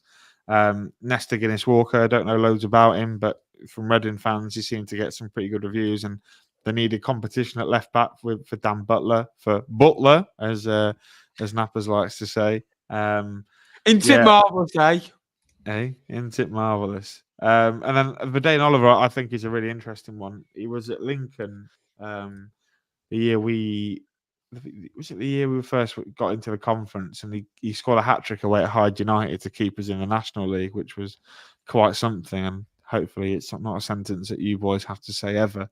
But it was, it's a really good signing. Obviously, we've seen what he can do with Gillingham. He was a real handful when that Gillingham team during COVID, it looked like they were going to gate crash the playoffs, but wasn't to be. But he was a big part of that. I think he's since then gone to Bradford. It's not really worked out for him at Bradford. They've had some good strikers there with Andy Cook, and he can't dislodge him. So yeah, it's I think it's a good move. He plays a good style. He plays the right style of football for Steve Evans, and they're just ticking along. Stevenage, aren't they, bringing in players that are going to improve them, and fair play to them. They seem to be doing just that. Can I just jump in briefly with a little time spam? There's still well over 300 of you that are with us, which is absolutely fantastic. Mental. What are you to go to bed? What are you doing? No, don't go to bed. Stay with us for the next 10, 15 minutes. All right, Andy Moon. And we'll keep going, and we'll wrap up on all the bits and pieces. If there is anything that you wanted to ask in terms of not necessarily transfers, but anything that you've ever wondered about, Mr. Jack Ward, Mr. Benjamin, or even Jakey Boy himself, or even me, if you're that way inclined, then let us know in the live chat down below. Sorry? Should we get personal? Well, no, we don't really need to know. 10 minutes left, Jake. Don't need to know. Don't worry about it. Just stocking filler, that was all. We've still got 2 more clubs. We've still got more business. I know. I'm just saying that in preparation for once we've done those clubs, then we can have a little bit of a chat with the wonderful people at home. I wonder if he's referring to the T-Lot boys or whether he's referring to League One managers. But either way, I'm sure we can work it out. I don't think anyone's. Let's get on with the clubs, and then we can chat. Nappers, I'm not going to say I'm not going to say it out loud because I don't know if you want me to say it. But you put no, a certain you can't. name Their journos reported it. Saying Sam Smith apparently to Bristol Rovers. Apparently, no, it's not. That's fake. It's a fake account. Oh, is it fake? Yeah, that is fake. Yeah, it's a fake account. They are He's still scoring goals at Reading. I'm talking about Reading though. Vickers has joined Brighton. They're trying to get one more in, apparently. Interesting. According to Dan Harvey. While you look at that, let's touch on Wigan. They've signed Luke Chambers, Charlie Good, Kelman, Robinson. Sorry, that's an end of loan there. So just Kelman, Good, and Chambers. In terms of players leaving, of course, we know Callum Lang left the football club, Josh Stones, and Luke Robinson. He wasn't there for a very long time, was he? Didn't quite know what was going on there. Loan transfer out and in. There we go. I'm not quite sure what's going on at Wigan, but there you go. Did he shake it all about as well? Yeah, That's he must terrible. have done because Sorry, he did. that's Well, I must have done because he only lasted. Oh no, yeah, he must have just been there first half of the season. Anyway, the three players they brought in: Luke Chambers, Charlie Good, who we know was a really good player at Northampton, hasn't quite worked out at Brentford since. Charlie Kelman, wouldn't say he's a prolific goal scorer, but you know Wigan do need a body up there with of course Callum Lang, their attacker, leaving the club. Tom, Wigan, you saw them. You've seen them play once this season only, I think. They haven't played the reverse fixture yet. They're not in a relegation dogfight. I don't think they're happy in mid-table. I don't think they're going to go up, to be honest, this season. But they haven't needed to necessarily bring in loads and loads of players because of their position at the moment. But I think they've, again, one of many clubs that have done just fine, I think. Yeah, I think probably it's more of a big headline grabbing outgoing story rather than any incomings at Wigan Athletic for this January transfer window. Obviously, a long-time servant of the club, Callum Lang, who me and you both saw in the flesh, is absolutely world class and has really hit the ground running already, which is great to see. And yeah, I mean, I think that was handled in the most amicable way it probably could have done. About the right time for club and player. Obviously was sort of coming towards the end in terms of his time. Sorry, I'm just reading something on my phone. Coventry have agreed a deal for Peterborough winger Efron Mason-Clark, which is Loan rather back, exciting. surely. Sorry? Surely Peterborough aren't going to let him go now without. No, Right, D-Mac said unless it's a big... No, it's a loan. I've been reading that it's a loan to a point where they can. Sorry, He can go come back back. there on loan to the end of the season. So they must have agreed a deal now, but he's going to finish the season at Peterborough. But still rather exciting. That's very, very late on, though, isn't it? Yes, it is. Well, we've 7 minutes to go. That news is breaking. 6 minutes to go. You can sign paperwork for an hour after, I believe. You can, but we're not staying here for an hour. No. We're not going to wait till Coventry officially announce it. But just to clarify, there, of course, there are 6 minutes to go, but that deal hasn't got to necessarily be signed and sealed. But yeah, 11. no, Callum Lang, obviously the big news, and when you've done various videos on him, we've spoken about him a lot on 4-0 here as well. You mentioned Kelman, Good, Luke Chambers, obviously a bit of a development loan from Liverpool's under 21. But I think probably the big one there is Charlie Good, isn't it? I think that one that comes in and as you say, it's a little bit of a nothing season for Wigan. And we should mention this as well. Very much 40 odds away with that points deduction at the start of the season. This could have been a very, very different season had it gone slightly differently for them. So we give them massive credit there. And on to the Wanderers we go. Napples, will come to you on Wickham. They are technically in a relegation battle. I don't think Wickham are going to go down. I don't think they are in there. But if you look at the points, you can't move away from that, and their form this season, it hasn't been great. But I look at their window, I'm actually quite impressed with the players they brought in. Matt Butcher stands out for me from Plymouth. He is a really good signing. 26 at Plymouth. He was good there, and I always sort of looked at that and went, he could, we've spoken about bringing in a defensive midfielder. Someone like Matt Butcher, who is that type of caliber of name in that area, I think is a really good signing. They've signed a few others as well. They've gone back into the West Ham market and got Kadua. Not sure about him, not sure too much about him, but I'm sure they trust that loan market. At West Ham will provide the goods. Bez Labula's joined on a free transfer from Burton too. Erling, a loan transfer from Plymouth, also stands out, and Chem Campbell has returned after he was on loan last season. All in all, I think Wickham have done a good job. Where do you see them now going back on the pitch? They've done some good business off it, but you have to look at it. They're technically in a relegation battle, but I don't think those signings reflect that. They are, and it is signs that can push them on into the top 10. That's how close it is. A couple of wins, and all of a sudden, the... Hello. Sorry, my microphone's been playing up lately, so I do apologise. But no, I think it's a good piece of business, and they strengthened. That's all they need to do. 7 games in January, I believe, for most clubs as well, if not 6. So I think we'll see Wickham clamp the table. And that is all of the clubs. We said we come back to them at the end. Any clubs that I've mentioned there? Bristol Rovers, I believe that is done. So we can summarise on Bristol Rovers. Of course, that was the signing of Harry. Sorry, what's his name? Harry Vaughan from Hull City. It's twice I've done that. I will remember his name. Hopefully by the end of by the end of the season, that'd be good, wouldn't it? Bristol City. God, it's late. Bristol Rovers. Summarise on them, Jake. Business looks done there. The big departure, Aaron Collins. But in terms of the players coming in, we haven't spoken about him yet. Camille Conte, what a signing!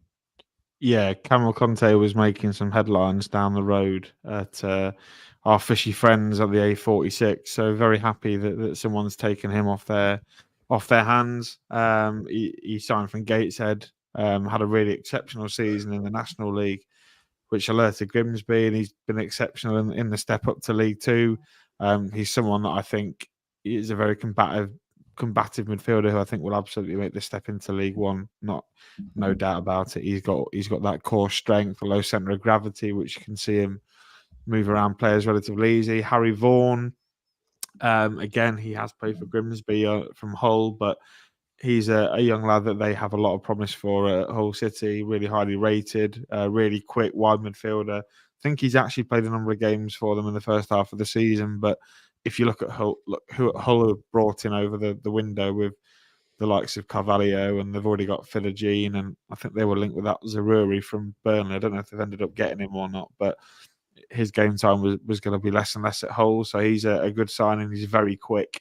So that will add an extra dimension. But obviously you then have to remember that they've lost Collins, and he is a big part of Bristol Rovers. And his goals and performances, whilst he might not have scored as many as he did last year, I think they'll be disappointed to lose a player of his caliber.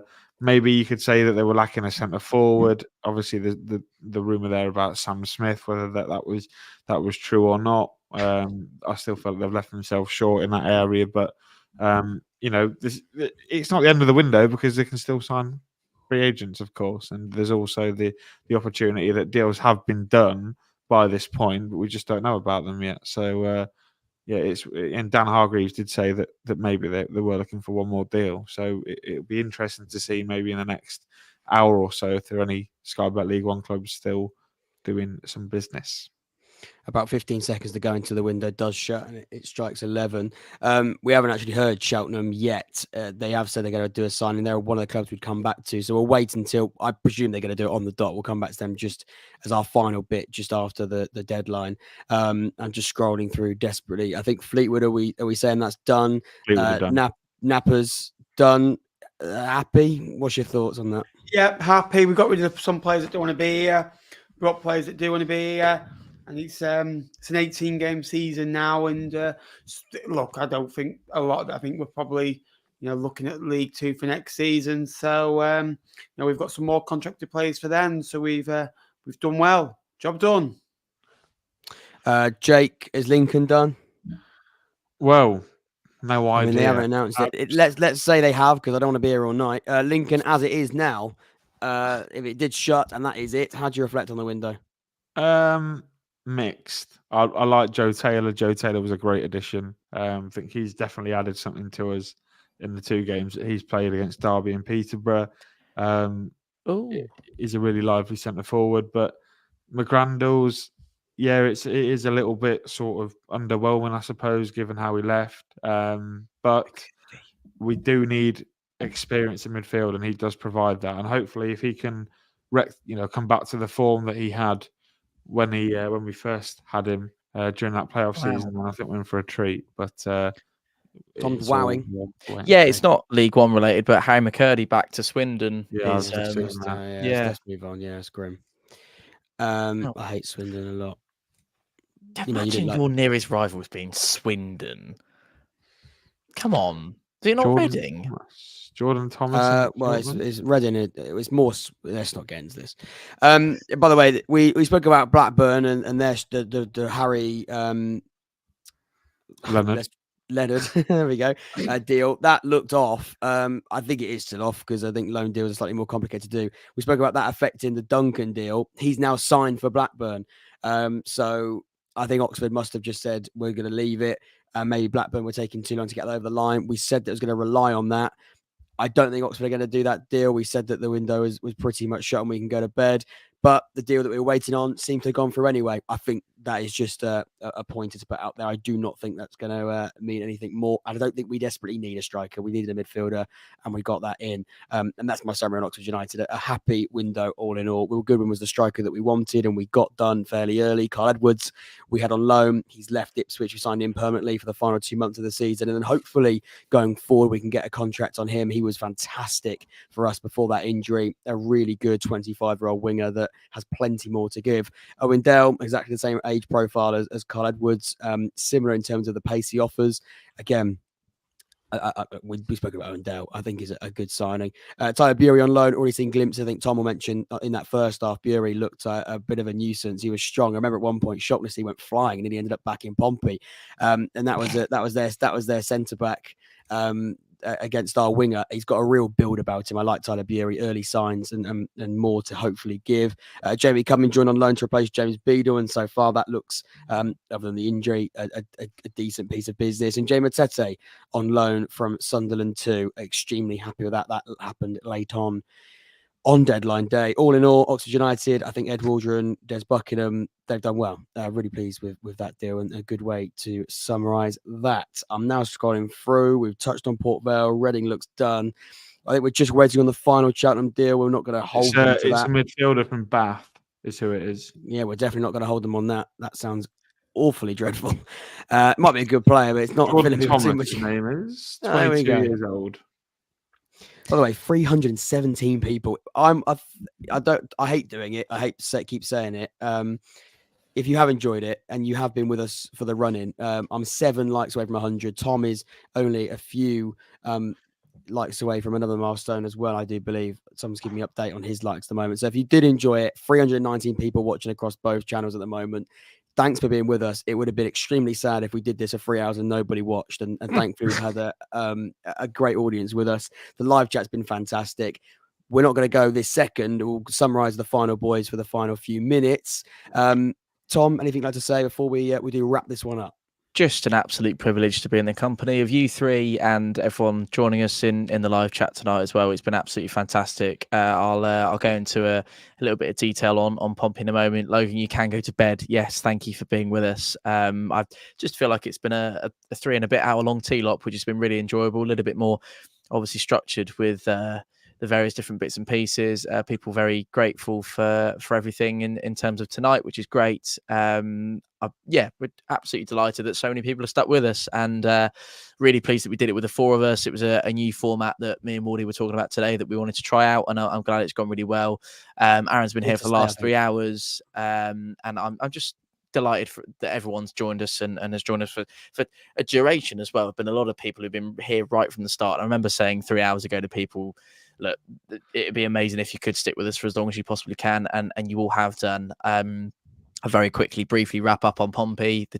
Feel like a news, and when you watch the news and like with the next hour, they then say the same thing, and then they go and say the next thing. But again, the best way to describe it is aggressive. Moxon to the mix alongside Pitt, Harris, Lang and Macy. I know there were concerns heading into January about the automatic promotion spots for Pompey and whether that faith in us was wavering a little bit. I think we are up there for one of the best windows in League One.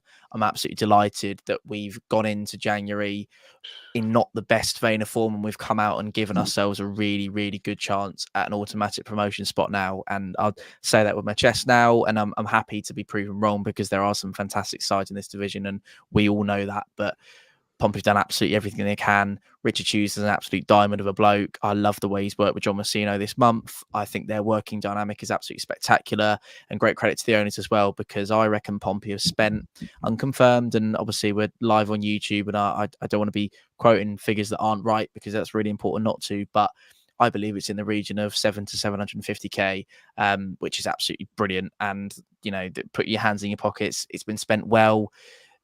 People have said to me today that Owen Moxon wouldn't have joined the club if it hadn't been for Richard Hughes in the director of football role, I think that's absolutely massive, and is really important to remember. Also, the Mars Pit Harris being patient and waiting for that to become available. The nous and the shrewdness about our January business has been nothing short of exceptional. So, yes, aside for the leaders, McIntyre, Lang, Moxon, as I mentioned to you earlier on, Jack, all captain their former clubs. So people coming in and they've been put some really nice stuff in the comments, apart from Reese. And Proud Daddy, who was an interesting name, but I appreciate the sentiment nonetheless. A lot better than the Sky Sports rubbish, which is very nice of you. Tropical One has enjoyed himself. Patrick's off, and thank you very much to Brian for joining us. And Logan reckons the hour went long, and Northampton fans been enjoying our company with us too. So thank you very much indeed for all joining us. Sean's enjoying himself. Nappers, have you enjoyed yourself as much as the viewers at home seem to have? Absolutely. Before you answer that question, I can tell you that while you do answer it, Bristol Rovers are about to do another late signing. That's interesting to see. Dappers. Yeah, absolutely. Thank you for having me on again. I think they need to echo any more words that you just said. Been a nice few hours, and just talking football. Thanks for having me on. Jake, any idea what that Bristol Rovers signing could be? And also, I've got no idea, because it's just a video of Davina McCall, isn't it? So it'll be interesting to see who that's going to be. But what a fabulous good, Sam Smith, maybe. Surely they're not going to sign Sam Smith. They're not going to let Sam Smith go out at this time of night. I don't know. They got a CEO that seems to be approving everything at the moment. I bet Reading are wishing that he had a tag on or something so that he couldn't leave the Reading area after 11 o'clock at night. One of those electronic tags. But no idea who this is going to be. But have I had fun? Yeah, I've had a great time. I mean, a bit disappointed in what's come in, but it's been good. I've enjoyed it. I'm absolutely shattered, but it's been good, boys. You don't realise, and the people who are watching sometimes don't realise how much doing one of these can drain you, like take it out of you a little bit. And I'm sat here thinking, I'm going to sleep well tonight. My goodness me. Someone said earlier, can the T-Loppers go to bed? They can go to bed. The T-Loppers can go. Yeah, we're not signing anybody. Not that I know of, anyway. Should we wrap it up there? I think we could. We could wait for Bristol Rovers, but I don't think we're going to. We'll wait and see what that is. We'll give our thoughts maybe on our social medias. If it's a big name like Sam Smith, we'll have to wait and see. What is it with the Bristol Rovers doing deals and we finish a stream? Or unlike in the summer when we thought they were going to do a Johnson Clark Harris reunion, that didn't happen. But we'll wrap it up there. It's been great fun. I'm not going to repeat what the boys have said. I agree with every word that they've said. It was a really, really fun show, and we've had a good laugh, as we always do. Tom mentioned it briefly, and I can echo it. We're trying to be a little bit different this January. We've moved away from sort of a format that we've done for the first two, but I think I get the gist that people have enjoyed this. I think there's way more interaction with the chat. I think we're able to sort of speak about every single club. I've really enjoyed that aspect of it. I think in previous ones, we sort of walked away and gone, we haven't spoken about 7 or 8 clubs, and they haven't got a mention in 3 hours, which is ridiculous. Whereas this time we've been able to touch on every single club. So I've really enjoyed that. Until next time, thank you very much. Subscribe, leave a like on your way out. Peterborough have just officially said he will return to Posh and Loan to the end of the season. That's Mason Clark to Coventry. Bristol Rovers are still waiting for them. We will not wait on here on the stream. We'll just say goodbye. Thank you very much, everybody. If you've just been here for 10 minutes or 3 hours and 10 minutes, we appreciate every single one of you. And we'll see you very, very soon. Love you lots. Take care. It's been emotional. Play at Pompey. Up the T-Lot.